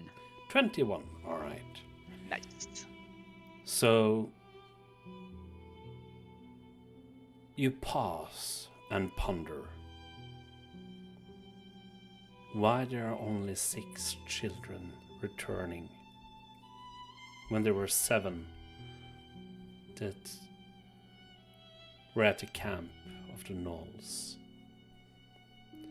And you feel something kind of toying with your memories, but you resist. And as you walked back to Brackenford, you turned to see Stefan standing behind, just standing in the forest, looking at you, just like he's where he belongs now. He is in his new home.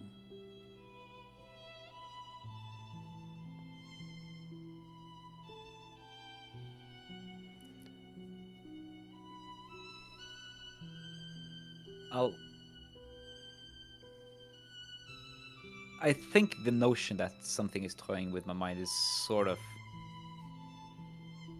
unusual or unknown, and Raz would probably be like,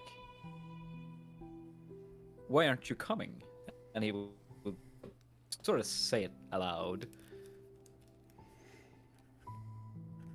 Yeah? Everybody can give me a wisdom saving throw. Oh. Is it a charm spell, by the way? It's homebrew, so in a of sorts, Oh. yes. 22. 6. 6, alright. 6. Pretty good. Nice. Pretty good. Pretty happy with that. 9. 9. So Belvar, Finian, and Seamus. For the three of you, everything is normal. It's you. Oh, sorry. I have advantage on wisdom save. Sorry, I just noticed. Sorry, I got a 6 again. It didn't help. All right. So Heroic Never inspiration mind, still. keep going. Join anything. the darkness. Yep, I will. Do you have? for the three of you, everything is just normal. It's just like you left, or it was 6 children that you were to find and escort back to the village. But for Nyx and Rasputin, you have this image of Stefan staying behind after being affected by the stone. And that he... Do I see him? No, he's gone now. But you don't fear for him in any way. He is safe. I know she looks after him. He just made a choice. And Nyx, as you gather your thoughts about Stefan, you can hear Mother saying something to you. The stones listen for longing, my little blue, and it always answers with hunger.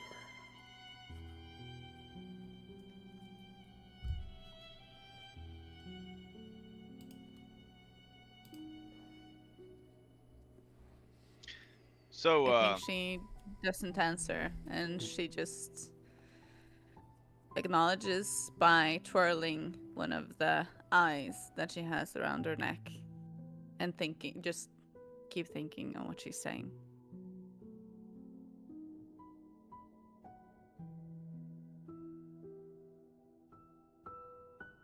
Yeah, so you're approaching Brackenford. are we walking on a path or a road? Yes, at the moment you are. So Belvar says, while we are walking, surfacers say dwarves are stubborn. That's rich, coming from folk who won't even move their roads when the land tell them they should. You don't like roads now? You're against roads? No, it was a joke. Oh. Sound very anti. Okay. I don't know, you're in a cult. Maybe you have like some weird, all roads are bad, I don't know. Like, I can try another one. I tried to connect with surfers through jokes and okay, another one. A surfer once told me stone was too heavy to live under. Aye, so is responsibility by the look of their villages. Yeah, yeah. Nice, Pretty. nice, very good. Hey, That's that's a Yeah, really it's- funny one. He's making humor. He's making humor and political commentary into one joke. That's pretty cool. I'll make a note that one works better. All right. Do you Oh do you my have like God. do you have like a joke book? You have a little joke book. I do. I bring forth a little notebook, and you see that I have scribbled, crossed out some jokes, does not work, and some others have some pluses behind, works really well. And so, for the night, I think perhaps it is not wise to bring this stone within the city or the village, as it wants to corrupt, as it wants to find a new host. I think I should stay in the outskirts for the night with it. You're more than happy Right. to stay with me, but I feel safer with it outside of the village bounds. I'm okay. I'd love to hear more jokes, to be honest. So I'll stay with you. I'll stay for the jokes. I got a few up my sleeve as well.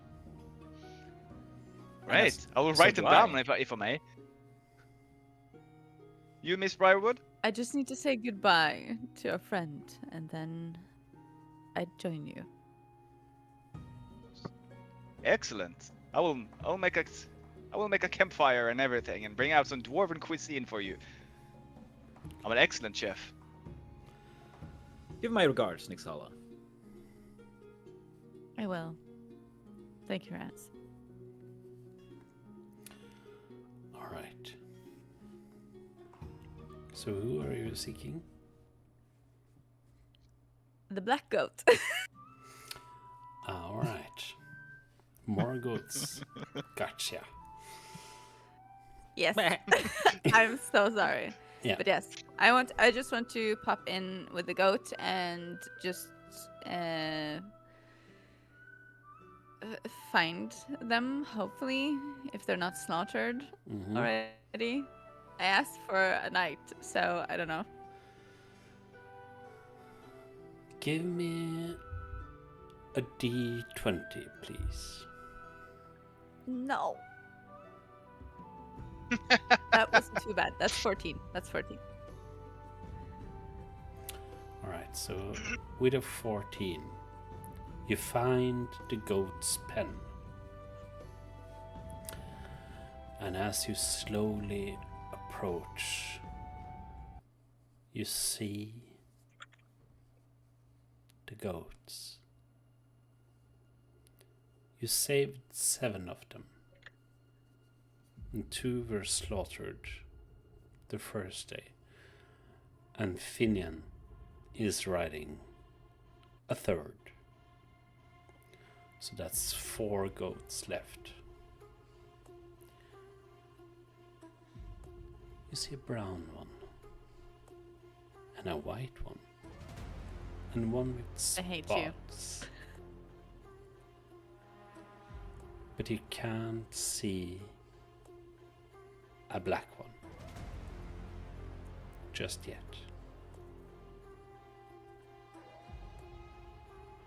Okay. Do you approach? Yes, I approached the brown one. As you approach, you see that the black goat was simply sleeping and is in the pen, safe You and sound. asshole.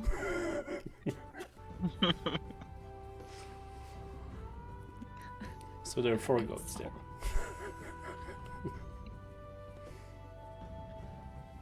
Ugh, I think she just sighs with relief. Yeah. And she just knees down and says, "Dear friend, I have to take my leave, but would you do me a favor? Watch over the leader, the new leader of this village, and see that she makes wise decisions in the future." And I'll leave basically a small basket of berries for her. The same that I did last time, which made her high. Yeah. As you are saying this to the goat, she stands up. What do you mean? Oh, okay. I was Yeah. like, is she standing on two legs? No. I was like, what do you mean? And she looks at you.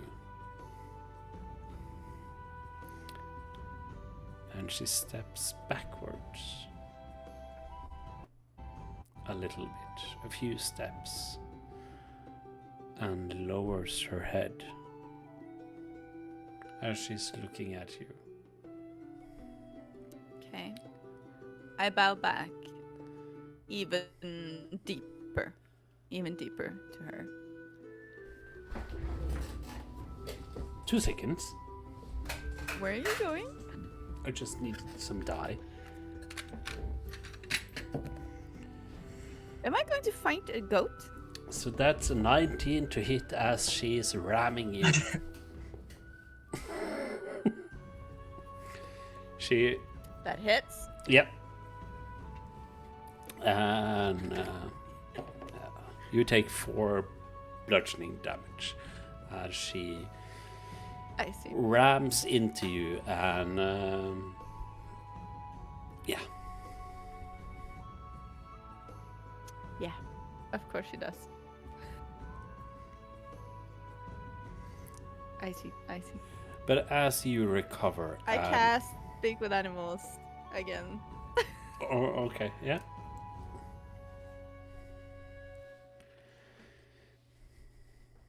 Care to explain why you're hurting my chins, friend? I thought you came to slaughter us. I am only protecting my kind.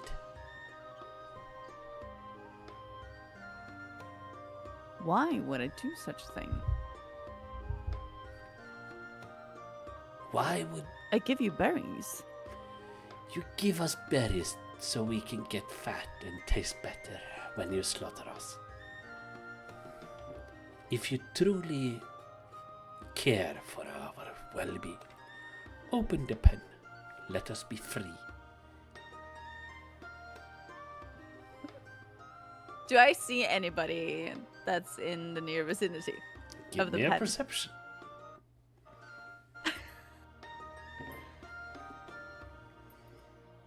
That's a 9. You really need new dice, you know that? I The know. coast looks clear.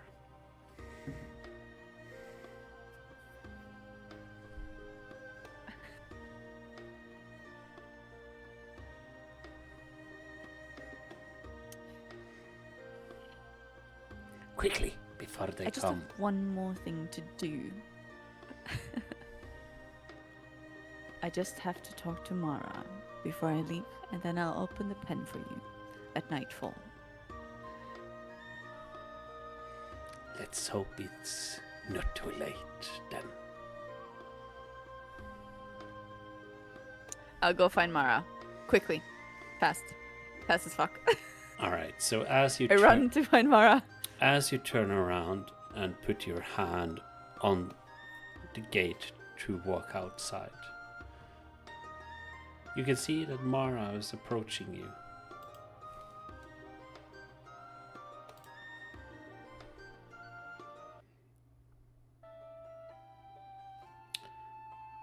And she looks at you and like, kind of, what are you doing? What are you doing? Mhm. Yeah. I think Nyx approaches her uncomfortably close, I think. intimate space is non-existent, basically. And I think she looks at her and says, I lost a friend today. Stefan is out in the forest. He's fine. But because of your carelessness in sending children back to a battlefield, he is now out of reach. Be more careful in the future. And spare the black goat. It will bring you luck. Then I'll just walk off. Persuasion or intimidation?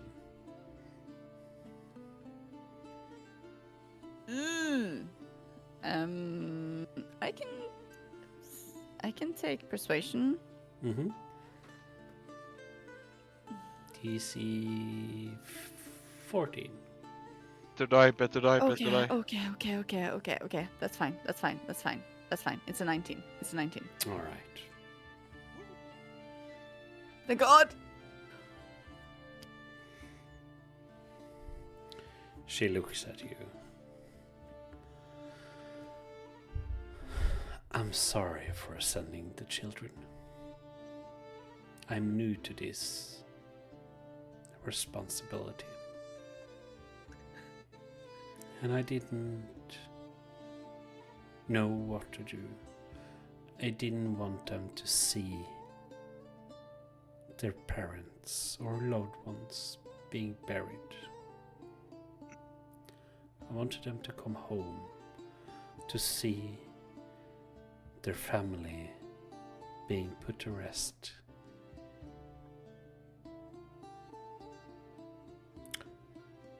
But I understand where you're coming from, and I will forever hold children close.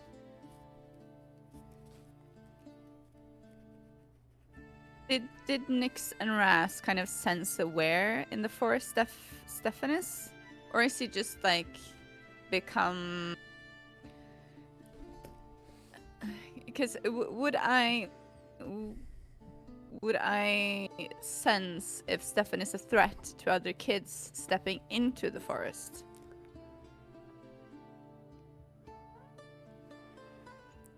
What do you believe that Nyx will think about? How did you understand the situation?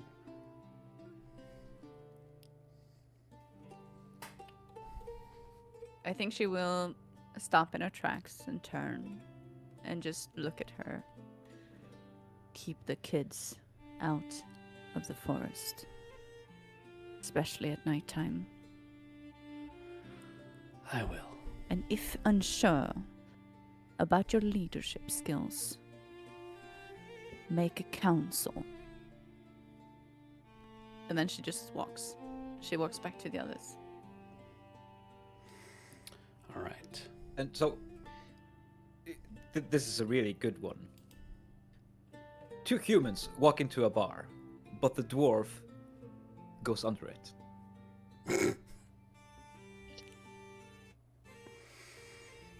Is this a go? That's a short joke. Indeed. That's a good one. It's just haha, dwarves are small. Come on. I've heard a million of those. Well, That's actually racially insensitive. there was It this is? time though, where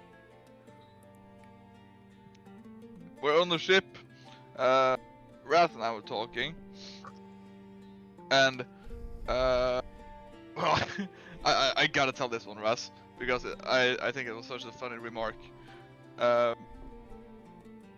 You were telling me that you heard that fish was really good brain food, right?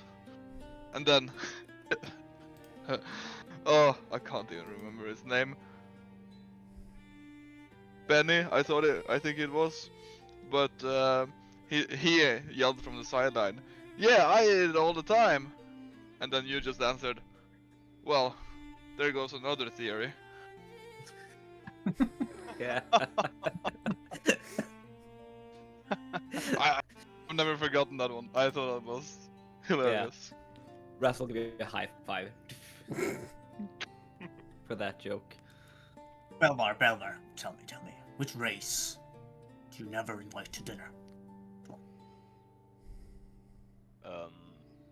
A Goliath. They're really huge. No, a goblin. Because they'll gobble it all up! You get it? Fucking good one. That's a good one. Oh, I have another one. Surfacers build houses from wood. Then they act surprised when the house decides to become fire. Oh, All right. that's really convenient that the house turned into fire, yeah. I'm going to fake a laugh, and I got a 2. Seamus is not Plus faking one. any. I'm gonna roll insight on that to see if I understand that you are faking your laugh. It's a total of 7. I have 12. So, well, at least you tried lightening the mood. Thank you, Raz. Raz is just being nice. Look, I think the issue is your jokes, the punchline is sort of out of nowhere, you know? The punchline has to be related to the setup, in a way.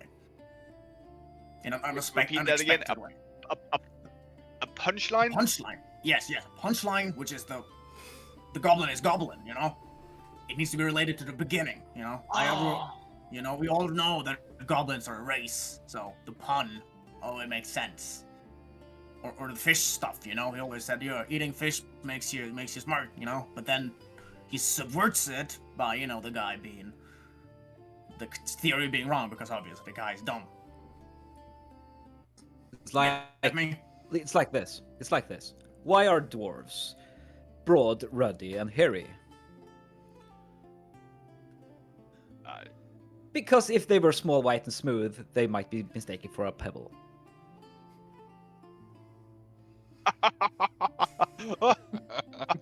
That is true.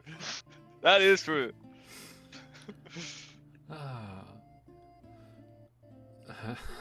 While we are telling Nix. jokes, I am preparing some mushroom stew that I have carefully made. And I tell them, I used to be a mushroom farmer before I became a stoneborn. So I know that you surfacers are kind of skeptical to some mushroom, but this will be the best mushroom meal of your life. I trust that you all will partake in this meal. Oh, Of course. hi Nix. Definitely. Mushroom sounds Yeah, delicious. wonderful. Would you like me to roll something for the food Sure. to see Yeah. if it's actually tasty? What Let's would be challenge the fitting? die. Yes.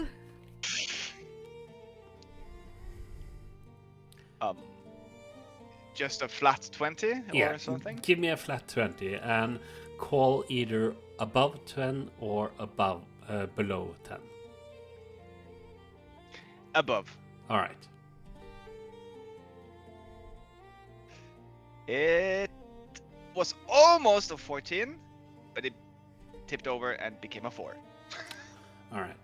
So a 4, that means you're 6 away from 10. So that makes the DC 16, and I need everybody to roll a Constitution saving throw.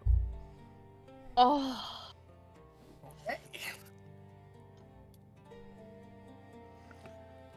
This is the 18. pinnacle of dwarven cuisine.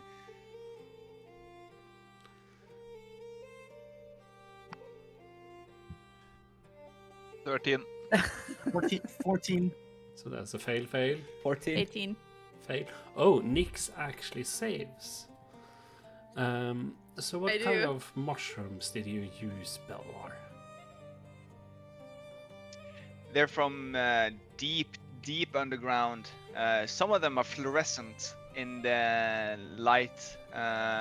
You can see them slightly lighting up. And they're all strange in shape. But for you, I guess it tastes pretty good. Alright, so it tastes pretty good, but they also have an unexpected effect since they're fluorescent.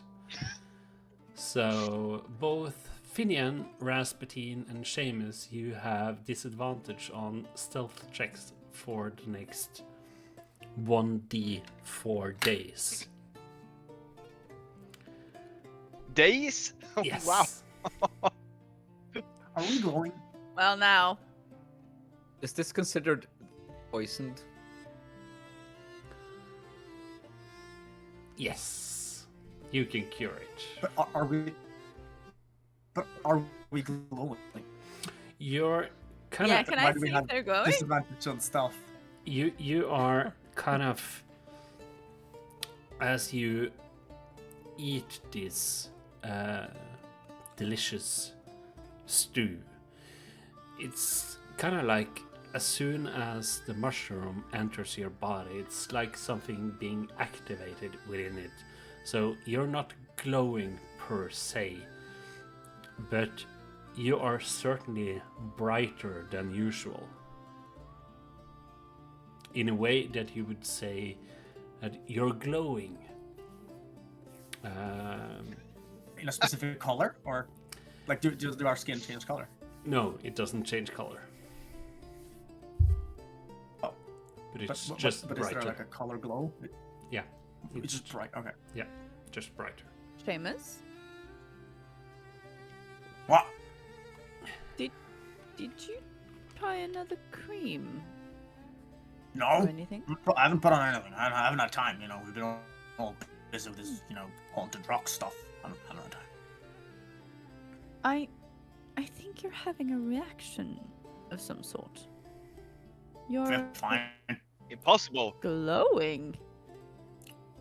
Oh, okay. Thank you. Yeah.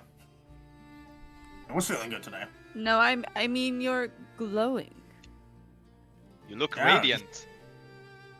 Just bombard me with compliments. What is this? Raz, I haven't, Look I at haven't your been less hand. grumpy than usual.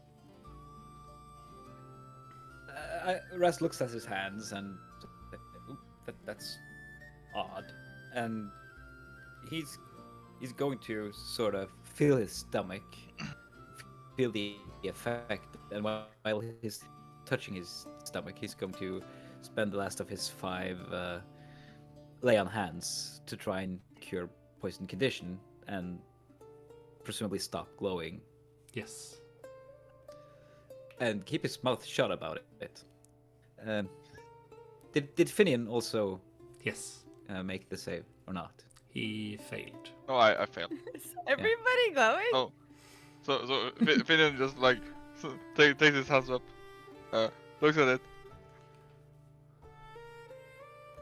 and started running around the campfire, kind of in panic.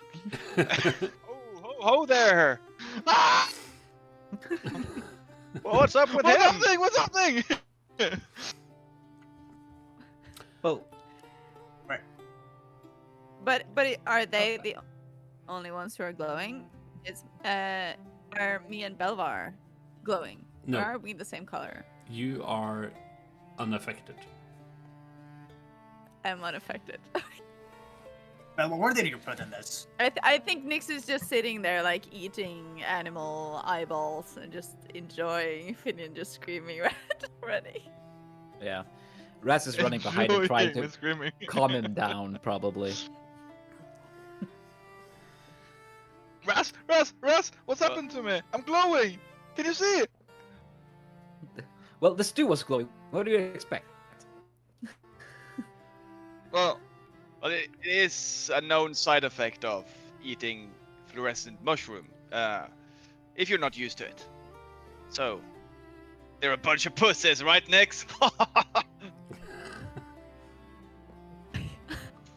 I think perhaps that they might have had a reaction to it, yes.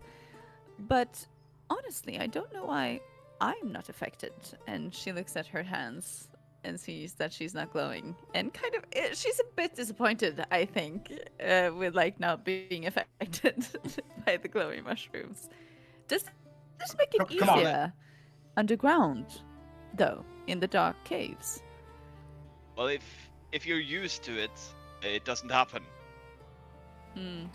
So that only means you're cool, right? In my Well, eyes, I've at eaten least. enough shrooms during my childhood, so it might be that, but kind of sad. And I mean, actually, that I'm not glowing. Nix, you're like the Queen of Darkness anyway. I mean, I'd be surprised if you started glowing. Can't imagine that. Thank you, Seamus. That's a nice Yeah. compliment. Yeah, I guess it is. All right. Wait, Seamus, did you say something nice for once? I call her the Queen of Darkness. Is that a compliment? I say prefer nice it, things all the fucking time. I said a compliment. I said a compliment last week. I think. Get off my I ass believe about it. you said that Raz was charming Yeah. when he See? was going to talk to Adrin. See. I mean, well, for Rat, that's just a statement. Fact. Whoa. No, that is a okay. Yeah. It's a compliment. It's a fuck. I'm a fucking nice guy. Come on, look. I gave him a compliment. That's pretty good. That's pretty good. Should be happy. I'll Maybe accept it. Yeah, maybe you'll get one too soon, Finian. Who knows? Maybe if I'll have hold Thank you your for the carrot one day. shrooms, though. Belva, I think I'll take my rest now. It's the least I could See you do. guys in the morning. Sleep Yeah. tight. I agree. It's Sleep been, well. So, are you it's setting been up a camp day. far outside Brackenford or just in the outskirts? I guess I've chosen a place within 150 feet or so, away from the nearest buildings and where the villagers tend to rest or stay. Yep. Travel There's within the there's village. like a field on the north side of town. If Yep. we stay at the edge of the field, we should have eyesight to the town, but still be far enough away that we don't disturb them. Perfect. True, and we will be far away enough from the forest as well. Hopefully. We Yes. So, should.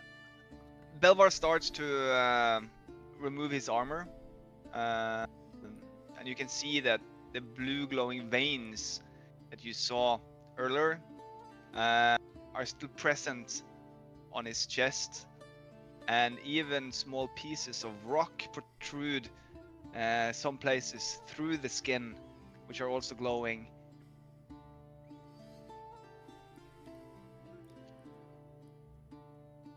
stones. Well, see you guys in the morning. By the I way, guess you're already going. what do I call you guys as a group? I mean, We're the 4.5 legends. I'm the half if you didn't catch it. oh, I thought he was the half one, and I pointed Seamus. Sorry. No, the joke lingered on body. I'm pointing at my assistant, which Shim is being pulled, by the way, by a woman with a white mask who doesn't speak. Your assistant doesn't speak much. No, she's a leper. Her tongue is fucked. A leper. Yeah. Well, okay. Just a legend, though. Yeah. Allegedly a leper. No, she is a leper.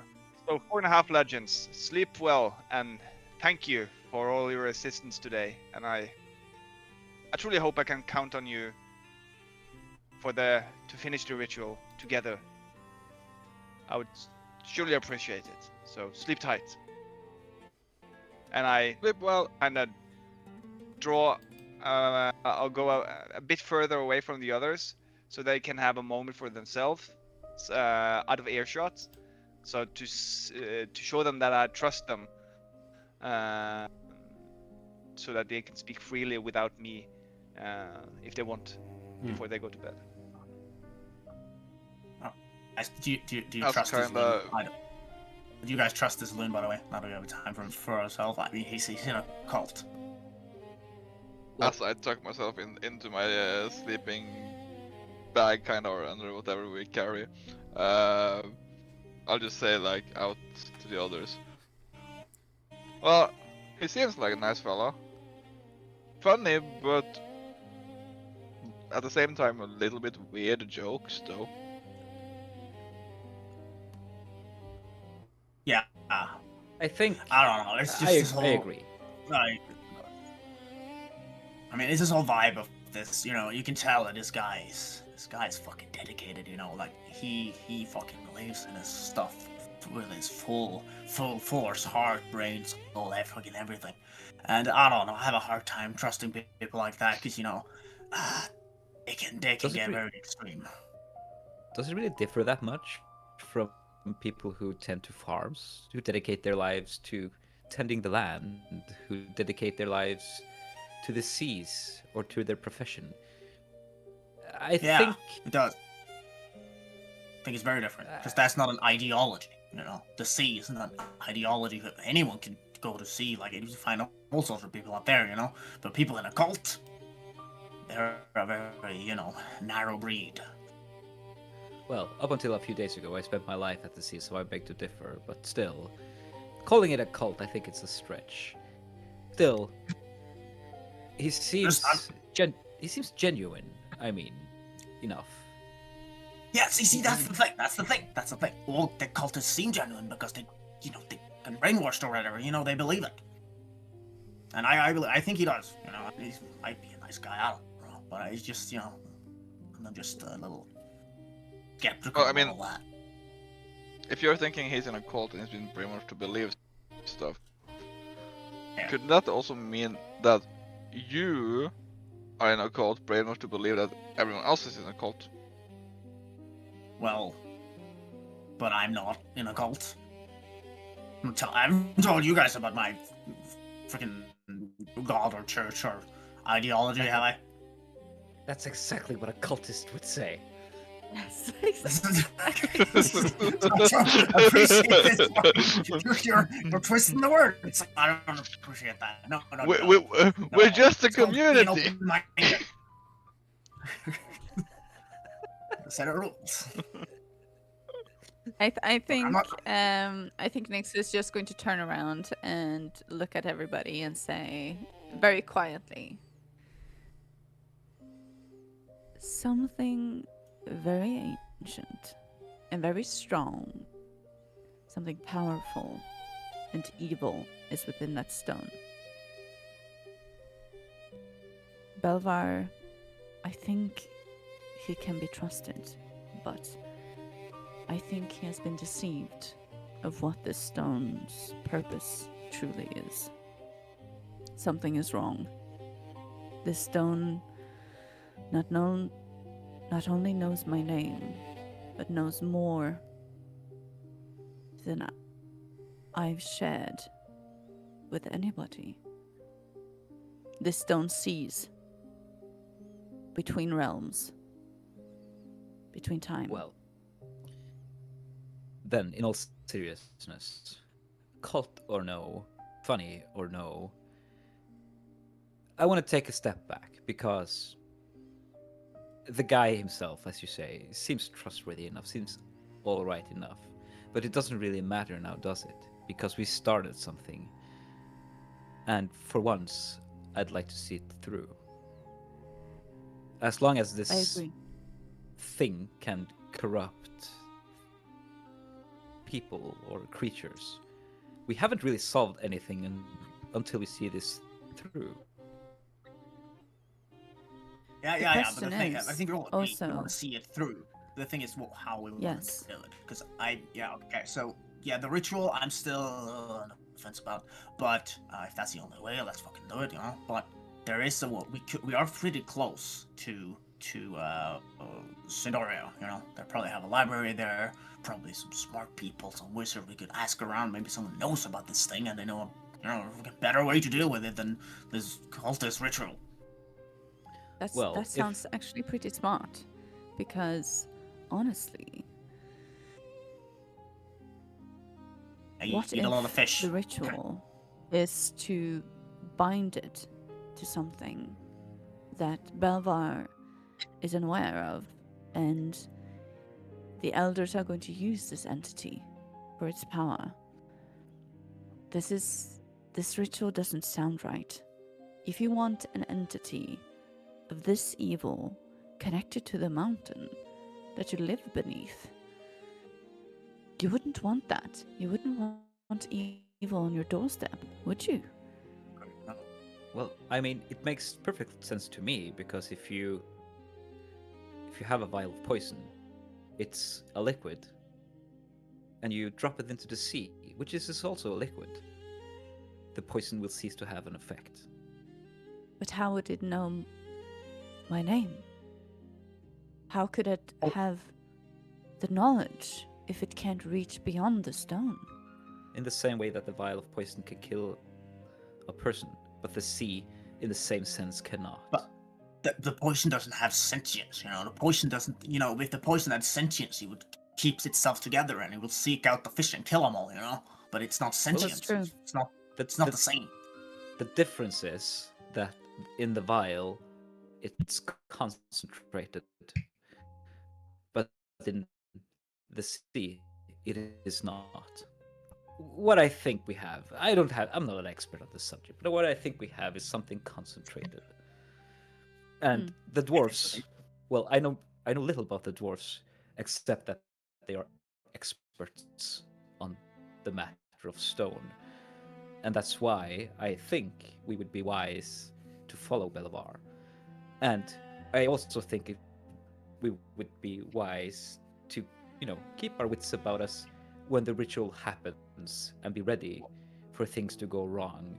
And when they do, and if they do, Seamus, you'll be ready. Oh yeah, I got my bottle acid, but I'm thinking, where does he even want to do the ritual? Like right here? Does he want to go to the temple, or we want to go to the mountain? Which mountain? You know, like where does he want to go? We don't even know. Let's ask him in True. the morning. And is it wise for me to even be close during the ritual if this being can reach me so easily? Did it try to like corrupt you and to mind control you? It wants something. It wants something from me. And I don't know what.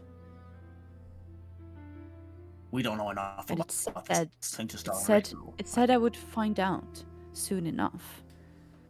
Which means it can't be a memory. Because memories does not have intent in this way. Does it? As far as I know, I think we tell this guy that wherever he wants to do a ritual, we need to either like talk to his masters or whoever in his cult or his religion. Like I want to meet these people. I want to see what kind of people they are. Because if Belvar is nice, but are they? We don't know. Maybe he is. Maybe he is. Could we keep the information about the conversation that I had with the being to ourselves from the elders? Oh yeah, definitely. We don't tell them anything they don't need to know. Thank you.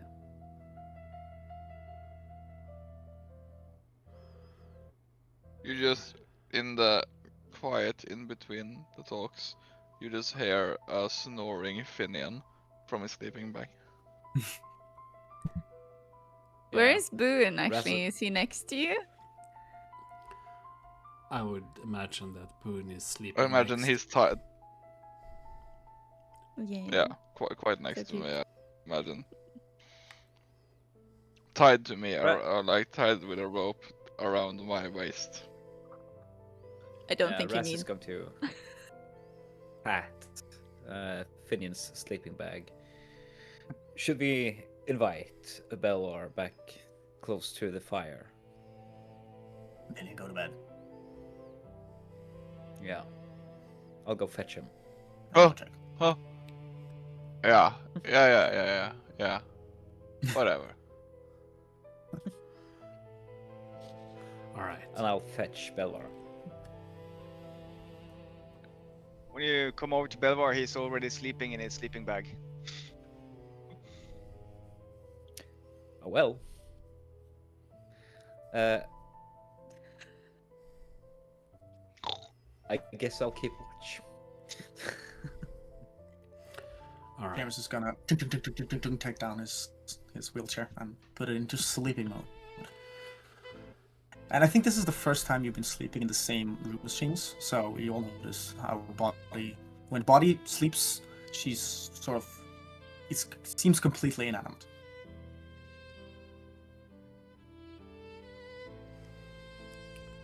All right. So as Belvar is sleeping and Finian is sleeping, Shame is going to bed, and I believe Nyx also is getting ready to get some sleep.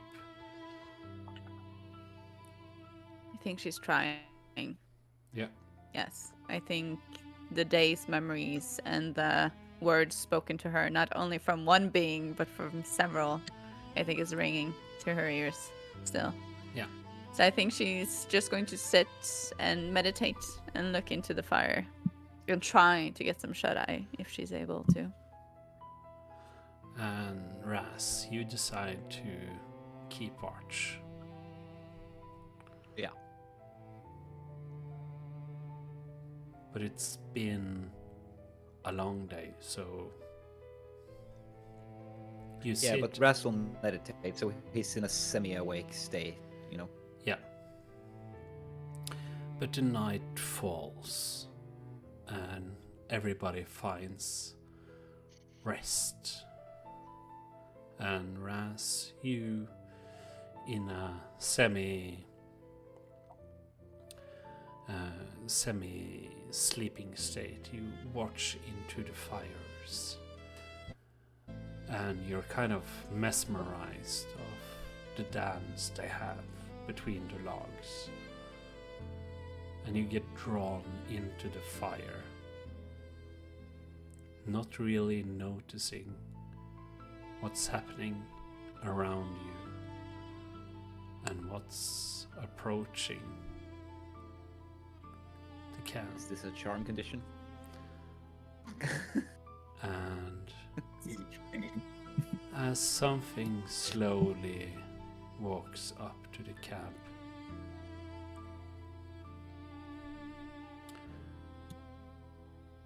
you still keep watch, and you hear a branch crack,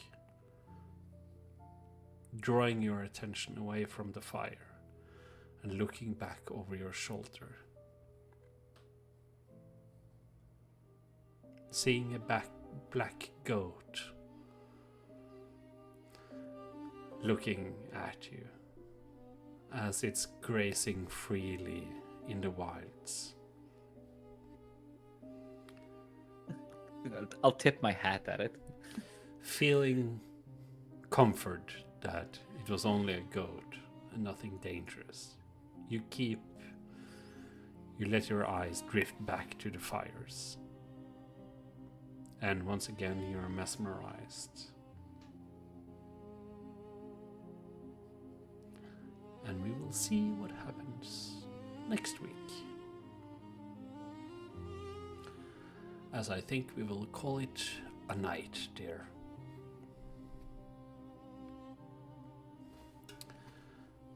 So that's All right.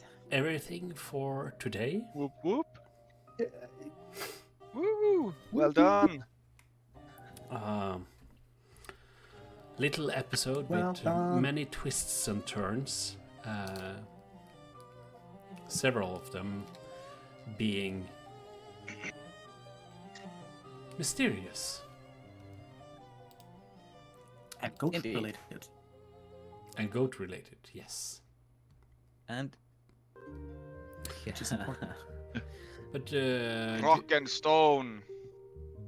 And goat. do we have some stars Rock or goat? for today?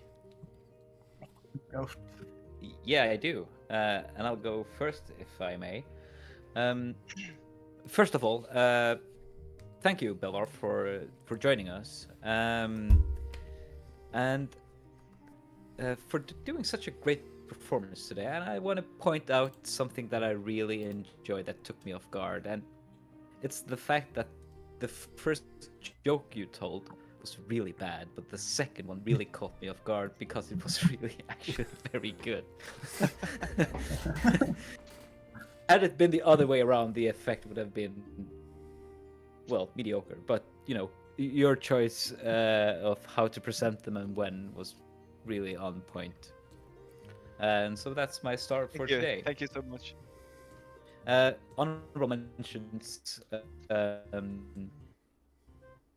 to Matt for actually tossing us sideways, basically at every junction you could today. Yes. Sideways is good.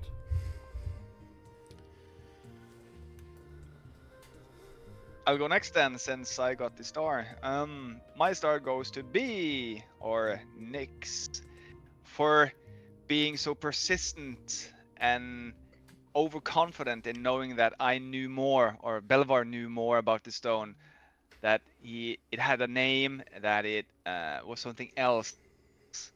It really caught both Belvar and me as a person off guard. So well done. Honorable mention, the inquisitive nature of Mr. Seamus. You coming up with every other possible ways to destroy or test something else, the stone with something else. It's a fun pathway to explore. Well done. Oh yeah. Okay, my turn. Mhm. This is always so difficult. I think, the whole joke scene I think was really, really fun. It's a kind of a type of scene that we haven't had before. Where it's like it's just goofing, and I think that was really nice because it was lighthearted and kind of a break into the drama that we've had so far with the death and everything. But I kind of want to give my star to Matt, I think, with the whole eeriness of this one. Because it felt very not it's the right word is not heavy, but kind of not intense either. It's more this will definitely have some consequences, or this is definitely going to affect all of us in a very intense way, I feel. And also the feeling of an inanimate object having so much life all of a sudden, I think is really cool. So I think the cooperation between Belvar and Matt with how they kind of made the stone feel so important and alive in such a short time, I think was really cool. That's mine. Nice. I was gonna say something similar but my thing to Matt was just, but with the goat specifically, like the black goat. Like I love how that's become like not just this episode, but before too. Like this goat is like sort of like an eerie supernatural thing. We don't really know why is it stalking us, what's going on, you know? Yeah. And it's pretty cool. Yeah. Yeah. It's So, always something. Cute. Something. Sometimes it's just a breeze, or There's something else actually that I want to point out, which I both in game and out of game found really cool. It's the fact that the stone itself was described as being corruptive to its surroundings, and we actually ended up standing around it, bickering, and everyone was in on it. yeah. That made the whole scene really, really work. My star for Yeah. today. Oh, would you like to go first? I'll just shoot in quickly. But well, I would love to give everyone, but since we have to make a choice, I'll go with Belvar, and how you actually really easily came into the dynamic and the group and played along with us, and even took some moments like the joke moment and everything and made it kind of your own, and it was really nice to see. Thank you so much. My star also goes to Belvar, but it's more from the reason that I have given you very much information and that you were able to actually bring it to the table. And we didn't plan it at all, but I kind of just threw you in there to see what you did and what you told the group and so on. And I think you did a really good job. Thank you. Thank you so much. So And I must also say I'm honored to be here, and I can't wait to continue one more session. yes, Only one? perhaps. We As don't if know. we're doing the ritual in just one session. Perhaps we will gonna dodge see it Belvar again later. Who knows? Yeah. You should know we have a reputation of, spending 3 times as much time doing simple things as we should, probably. Yeah. Fingers crossed. Yes. Every one-shot adventure we've had with Ragnarolls before has turned into at least a 3-session playthrough. But I think that's everything for tonight. And we will be back again here next week to bring the continuation of 5 legends this time. It's growing. So at the end of the campaign, perhaps you have 17 legends or something. Well, anyways, we will see you next week. Same place, same time. And we'll see you then. Bye-bye. Bye. Bye-bye! Bye.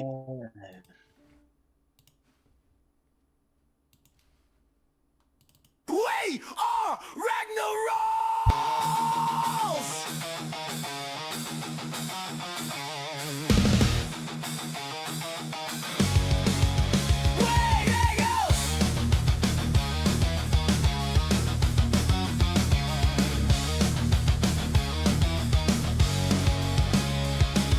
Welcome to Talga, where the wicked conspire. Blades out, baby, before the world expire. Monsters or villains, we put them to shame. One more notch on the streamer's fame.